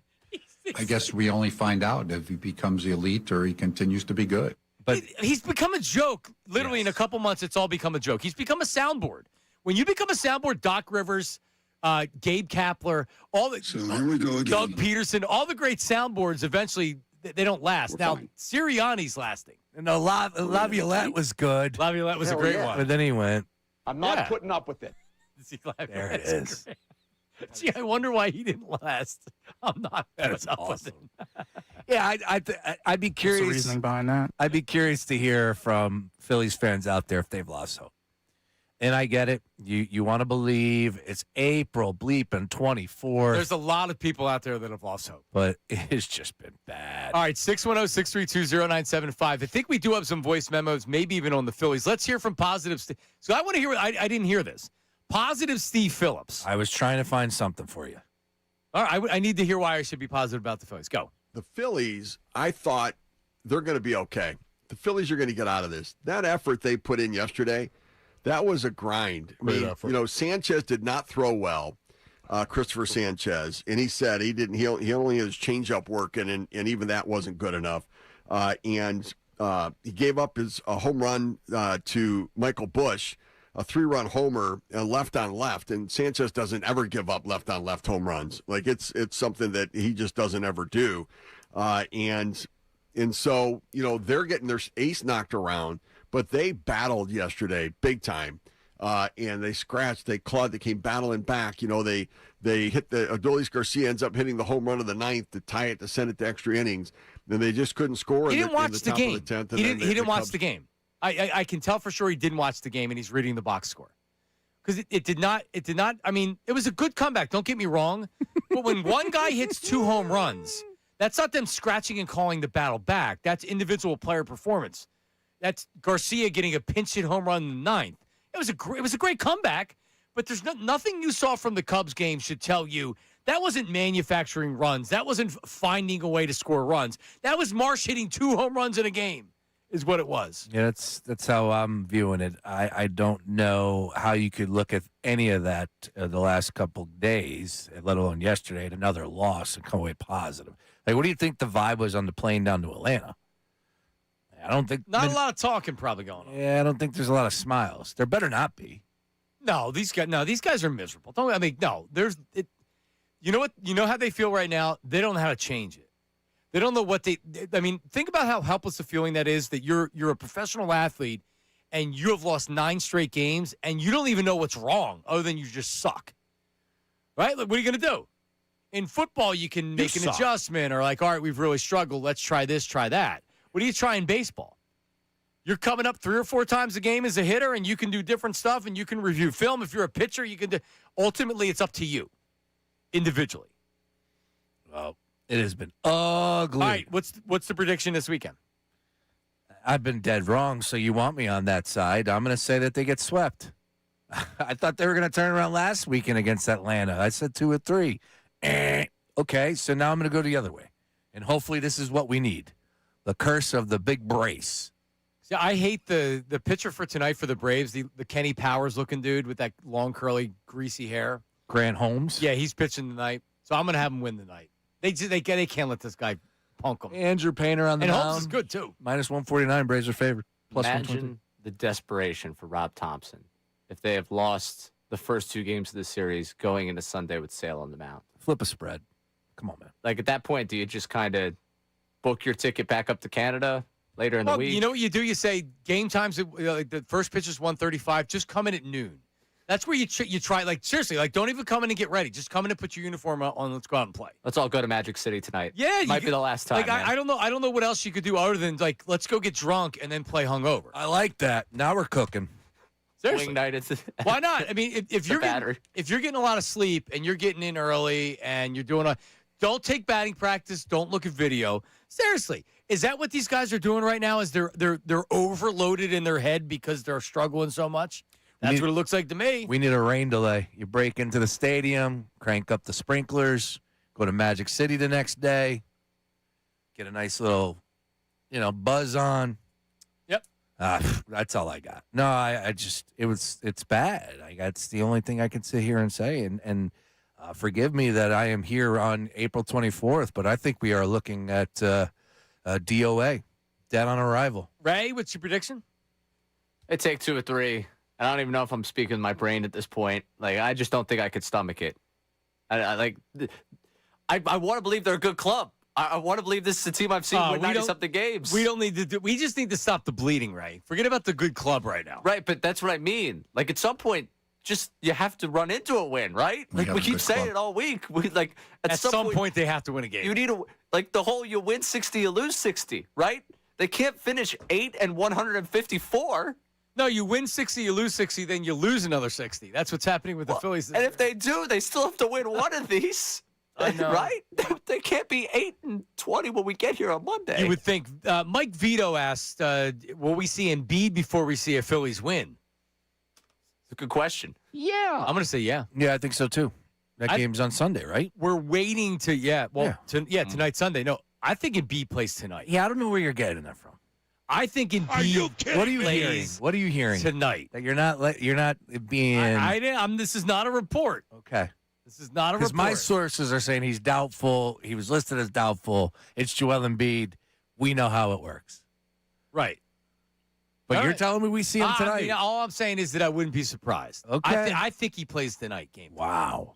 Which would be crazy. That would be electric. All right, we'll keep you updated on that because we may get an update here coming up very, very soon. Also, some voice memos and texts to get to as well. It is Middays with Marks, 97.5 The Fanatic. All right, let's talk about your garage floor because if it's cracked, stained, or peeling, it is time for an upgrade, and Comer & Cross can transform your entire garage floor in just one day. And right now, you're getting 50% off installation. This is not epoxy. This is not paint. A Comer & Cross floor is the gold standard, guaranteed to never chip, crack, or show tire lift ever. And they handle everything for you. They move your items out of the garage. They'll repair the cracks and the damage. And then they install a custom finish that looks like a showroom floor. And right now, it's 50% off the installation. Fast, clean, built to last. It's the perfect showroom finish for when you come home. Contact them today. Here's the website. Good way to get more information on them. ComerCross.com, COMER Cross.com, or call them 1-800-NEW-FLOOR, 1-800-NEW-FLOOR, ComerCross.com. Now on 97.5 The Fanatic Sports Update. The Eagles draft Makai Lemon. I'm Ray Dunn with this Fanatic Sports Update. The Eagles traded up to the 20th pick last night, making a swap with the Dallas Cowboys. They drafted USC wide receiver Makai Lemon with that pick. After the pick, Dan Orlovsky on ESPN. This is their Puka Nacua. Makai Lemon is going to be the Eagles' version of Puka Nacua. Move him around, cut splits, run game, in the blocking. This makes a ton of sense.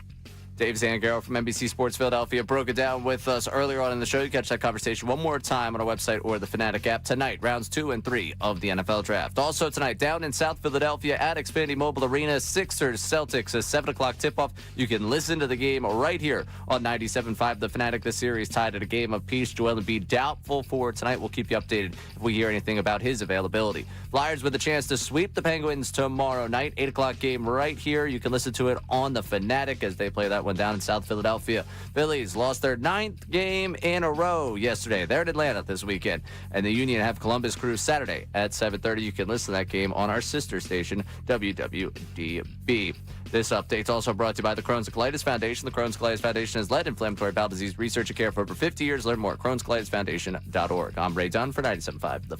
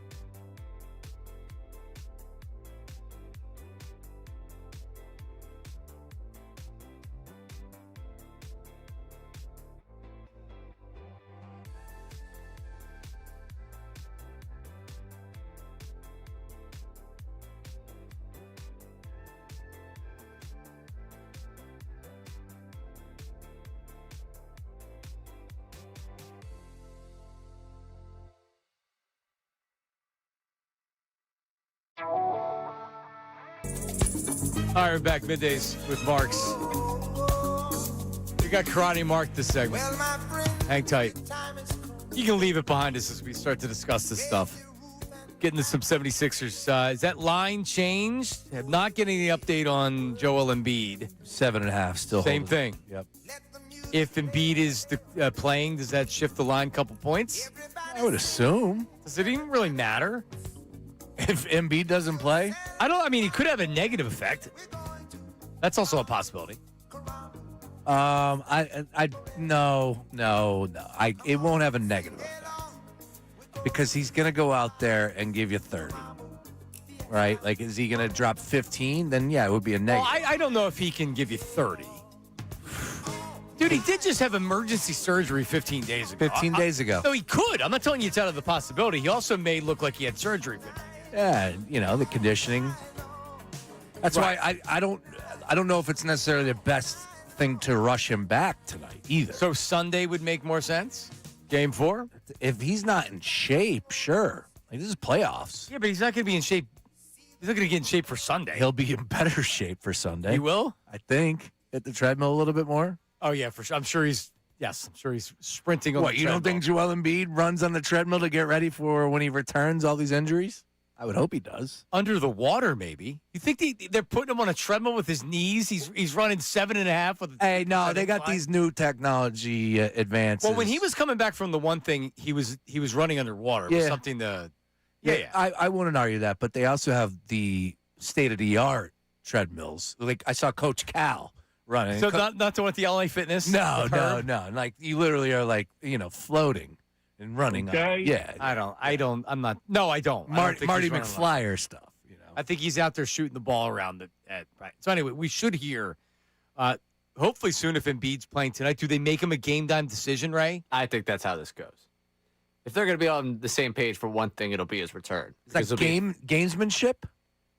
Partially. Okay. Or you let him get out there, make sure he's good to go. If he comes in, because he could go out there and say, you know what? I don't know. It's a perfect combination of a number of things. Gamesmanship, him getting out there actually what you think is going to happen, and also he's a man that's about the theater. Correct. He wants this to be, Willie, all day. I'm mad at you for even putting this thought in my head, John. What? The fact that he could play tonight, because I never even thought he would. But now, you're the only one that's saying this. So if he plays tonight, you get all the credit.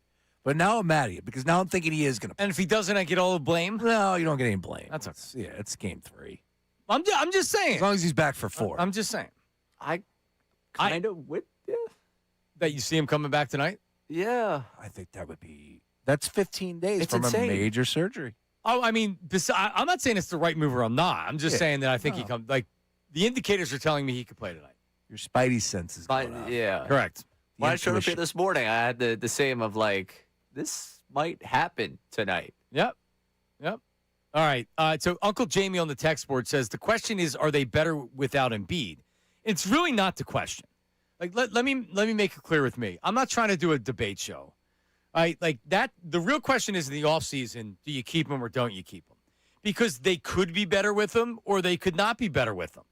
They weren't better with him when you had that run where Tyrese Maxey was like, oh, my God, it's just unfair. We can't, playing without him. Well, how did they look without Embiid during that late stretch of the season? So, yeah, could they be better without Embiid? Sure, they could be. Could they not be better without Embiid? At this point, when he's ready to play, he's going to play. I can't do the debate show of whether he should play or not. That's it. It's nothing to do with anything right now.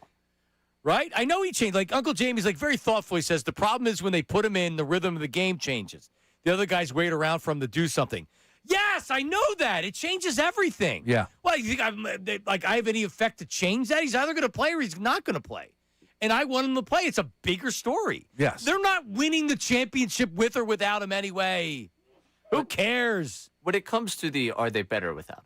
They're better without him when they shoot 50% from 3, and the Celtics shoot 26% on 50 3-pointers attempted. I know. I just don't have any urge to have the debate of being so against him coming back because I don't want to see him on the court. I'm sorry. I don't want to do that. No, I don't either. Not today. Positive Sean Bernard checking him. Oh, boy. Do we have a positive Sean Bernard? Do we want to play the voice memo? Yeah, or we just got the voice memo. Oh, okay. All right. Sorry. What did he say? Is it the voice memo? Or No, does he I have got info? the text. I got the text. But let's go to the voice All memo. right. Yeah. Sean Bernard, here he is. What's going on, fellas? It's Sean Bernard out in Manny. I'm checking in with DraftKings Network and Crossing Broad. I wanted to leave you guys with a little bit of a fact today that Joel Embiid has been listed as doubtful 4 times in his postseason career. He has played in 3 of those games to this point. So still officially listed as doubtful. We will keep our eyes on the injury report. It seems like there has not been an official designation decided either way. And shout out to the Eagles for drafting another wide receiver last night. I will say I wasn't a fan of the last USC wide receiver that they did walk away with the whole Nelson Aguilar experience. So hopefully the guy they got this year is not a lemon. Hey. All right, Sean. Oh, I like what he did there. A little play on the words. I still have mine I want to get to. Next segment. Nelson Aguilar, I don't stand for disrespect because he delivered in the Super Bowl. He had a good year. Okay? Like Nelson Aguilar, we won a Super Bowl because of Nelson. He was a big contributed. part of it. He was a big part. He was a big part of that season. Agreed. So is Alshon Jeffrey. Correct. All right. Who he checked in last night via socials. He did? Yeah, he liked the pick. I didn't know if he said he was out on bail. No. Oh, so he Yeah. liked the pick. So not to double up with Sean Bernard, but Sam and Sean obviously text chat with myself. We'll be live tonight following the game, regardless if he plays or not. The buzz that he's getting as well seems like they are going to do the warm up and make a final call from their routine. Sam says assume minutes restriction though. Oh, sure. That's what I'm saying. I'm not assuming 30 points. I'm assuming he comes out and he plays. Also, if he plays. The idea that they are somehow better with him on a minutes restriction versus giving minutes to a Dembona in this series is laughable to me. Right. Have we watched a Dembona recently? That's what you're going with. Yeah, he's one of the worst players I've seen. He's been brutal. He's got a lot of energy. Yeah, for a specific good. role on a specific night, he can bring energy. Then you get him out of the game. Yeah. Karate Mark, check it in. Karate. Are you guys ready for the Sixers to shock the world? I will not take any debate here. I'm only going positive. Everybody's got positives and negatives. So we will not talk anything negative about the Sixers. We're going to need 100% positive to win anyway. So here's what I'm rolling with. Roll with me or not. We got no perimeter defense on this team, so we brought in the names of PG, Barlow, even long arms, and he's been doing great, Justin Edwards.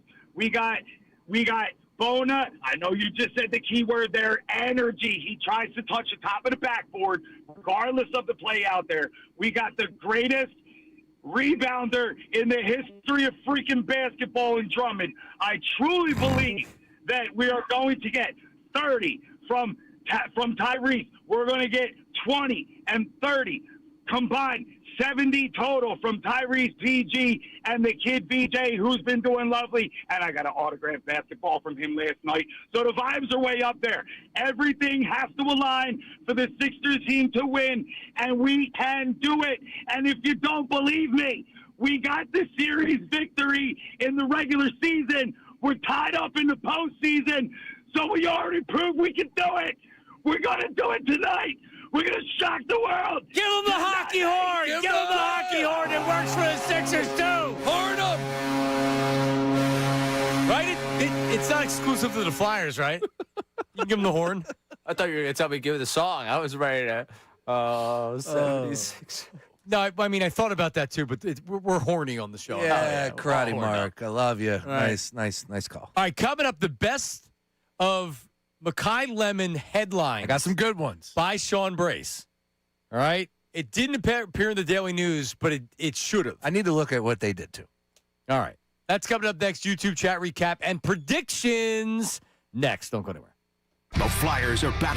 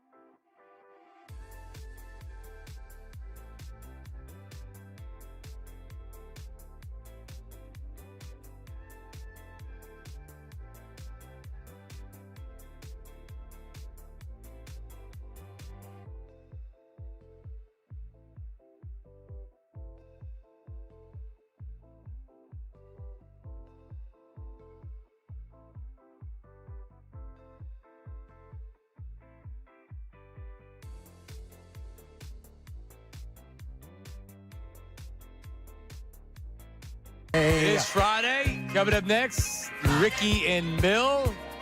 They're reunited today. They've been a lot of remote locations this week for Ricky. Reunited, and it feels so good. It sure does. They're coming up. Their thoughts on the draft and coming up tonight. Remember, 76ers, the play-by-play. And then the post game, after the game, pre-post, play-by right here on 97.5 The Fanatic. So if Are you kidding me? If you're headed down to the game, there you know. Now you do it. After the game, coming home, get some phone calls in there. Are we coming home to a Sixers win, Ray Dunn? Man, I'm all the way back in. I'm so unfortunately in. It hurts. I'm in. It hurts. It hurts. Texting this morning with my buddies, like, are we ready for this? And I was like, I've done it. You at the game tonight? I'll be there tonight. I'll be there Sunday night. I'm wandering. So if you're down there at the lots, anywhere, we got camera. Ray. Yeah, we're talking to people tonight. Come find me. Ray is going to be the man on the street segment. I love it. He's going to have the Fanatic microphone. Yeah, we're rolling. And a videographer. Yep. That was in our budget? Yeah. I don't know. Yeah, sure. Someone will be videoing Ray. So if you see him, definitely come. It's Vito's brother. I heard that. Yeah. And, we're going to, especially for Saturday night. Is his name Vito, too? It's their Do I last call name. him Vito? That's what I'm saying. Yeah. But you call him Oh, you Vito, call him even Vito. though he's Probably will. I don't even know Vito's first name. What is his first name? It's Vito. Yeah, Vito. It's Vito. Okay, got it. I'm thinking, because I checked with people at Stateside Live, if the Flyers do pull off the sweep Saturday night, we might be doing a little post-game in terms of getting some of the chaos inside of Stateside Live. Ooh. So if you're going out after the game Saturday, you will find me. I will be there, and I would love to talk to you. I'll actually call you from the Bull. I'll hop on the Bull post game if the Flyers call? sweep. Yeah, and I'll call. All I right. mean, I'll Live take from the Bull. I'll take the mic to the Bull as well. Yeah, why not? Let's All get right. crazy. Look at Ray. All right, just make sure you sound like absolute crap on Monday when you come in and your voice is not cooked to where you can't read. I want to see you calculation. I want to see you dragging ass in here on Monday. Just a full weekend of drinking, smoking, being out, no sleep. I want to see you looking horrible in here on Monday. Okay. That's usually what I look like on Monday, anyways. Doesn't take a lot of drinking for that to happen. All right. Thank you. So Sean. Yes. We were just looking for the headline to what back in the day, Makai Lemon being drafted by the Eagles. There's so many possibilities with the back page of the Daily News would have looked like. Yeah. They don't do it anymore. Strange. There's no headline because we're looking for the Inquirer because of the Daily News. At 10 o'clock, the pick was made, right? Like, that's not too late. And the fact that we don't have that in the paper the following day, it's a tough pill to swallow, but that's the reality of where we're at. I don't want to kick a man when they're down. I get it. Everything's digital. But, man, that's a kick to the groin that we just discovered. Anyways, with that, I had some fun. Obviously, the name Lemon, right? It just grows itself there. So I wanted to go ahead and add a little headline to it. Give you a little fun. All right. Here. All right. So number 3 on my list. I got 3 for you. Number 3 on my list is Eagles add a little zest. Lemon joins the nest. Good. Thumbs up. Yeah. I don't know how you get better than that. Did you start with number 1 on the list? No. That's 3. That's Get 3. out. Yeah. Come on, man. I love my number 1. All right, number 2. Philly squeezes the board, walks away with Lemon. Get it? Lemon, squeeze, right? Yep, walk away. You got Lemon. Boom, come away from the draft. You got Makai Lemon. You in? Okay. No, it's all right. It's good. It's good. All right. And number 1, my favorite one, because it has something to do with alcohol. Lemon drops to the Philadelphia Eagles. Bang! Lemon. Bang! Bang! I love it, man. All right. Hell yeah. Look, I mean, come on, Daily News, Inquirer. Like, we need a little back page love, right? Come on, we're a big time city. I was trying to see if there's a Daily News back cover online. I thought there was. I just April 24th, 2026 Daily News back cover. I used to always buy it. I was a Daily News guy. I wasn't an Inquirer guy. Sure, That me too. Probably doesn't shock you. Does not. Yeah. Well, I mean, you would buy the Inquirer for the business section, but you started off with the Daily News. Yeah, I never did. I just went right to the Daily News. I know. Is there a when life gives you lemons type thing here, like when Dallas gives you lemon, something like that? Like, you're better at this than me. You just proved it with the 3 of them. Well, I had some time too. I was, working on that for a minute. I can tell you that at 2 o'clock today, it's probably going to go right out of my brain. So if we don't get it right now, we're never going to get it. Look, we were talking about it earlier, and because I said lemon season, and my light bulb went off, and I said, there's got to be more to that. You can have some fun with that last name, Makai Lemon, Mecca-lecca-hi, Mecca-hiney-ho. Little Pee Wee Herman there. Ray has no idea about Pee Wee Herman. I know it. Yeah. Anyways, they got themselves a pretty good. So I'm just trying to look. No, I mean, your first one was home run. Eagles add a little zest. Lemon joins the nest. Wow. On that one. That's almost too good. Come on, dude. Man. I'm a big zester. And that's how we got into the soap conversation, because you're not fully clean until you're zestfully clean. That's exactly how we got into the soap. Yeah. A lot of people upset with you on the text line. What's the percentage of people that use a bar of soap? A lot. I mean, it's the text line, and they're defending me. So right, I know, but there's also not people like there's people texting in about the soap. There's not people that are texting in about no, you don't use soap, because no one's gonna have a strong opinion of like, no, you don't. Like, I'm the only person with a strong opinion you don't use soap. People are just like, yeah, I use body wash. Yeah, I wouldn't use soap. All those 3-in-1 body wash people right now aren't checking in. Right, because you and your cronies are the only ones. Like, listen, I'm not telling you that. Like, it seems like that you could have a full movement on using soap. Are you? You guys are adamant on soap. Are you a 3-in-1 guy? Yeah, it can be.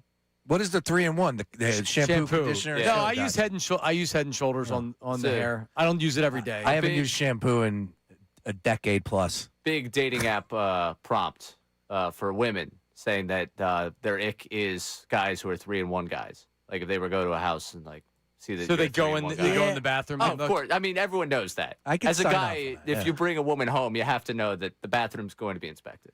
Is it? Yeah. With your bar of soap. Yeah. Listen, you don't like the bar of soap? Tough. I'm not for you. Yeah, I'm not for you. All right? Not a lot of people can handle this grittiness. Let's get to the YouTube chat recap. What do we got? It's time for the YouTube chat recap. How about filling us in? Let me tell you something else, man. Watch us live on YouTube every single weekday. I can't lie. Let me tell you something. It's the Middays with Marks YouTube chat recap. Yep. Makai Lemon sounds less like a WR and more like a premium sparkling drink. If Bayless from the YouTube chat. That's a good one. I do like that. Who are your other top Makais that you think of?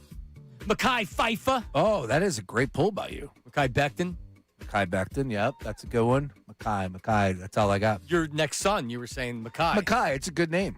Makai Brace. Makai Brace. Ray? Makai Dunn? Makai Dunn. Yeah, sure. It works for me. All right, what's next? The Penguins don't look that old. They're just being outmatched. Finish them tomorrow, and the reality will be revealed against Carolina. That could be a war. Greg from the YouTube chat. Yeah, I'm a true hockey guy, so I can't discuss the next series until they actually win.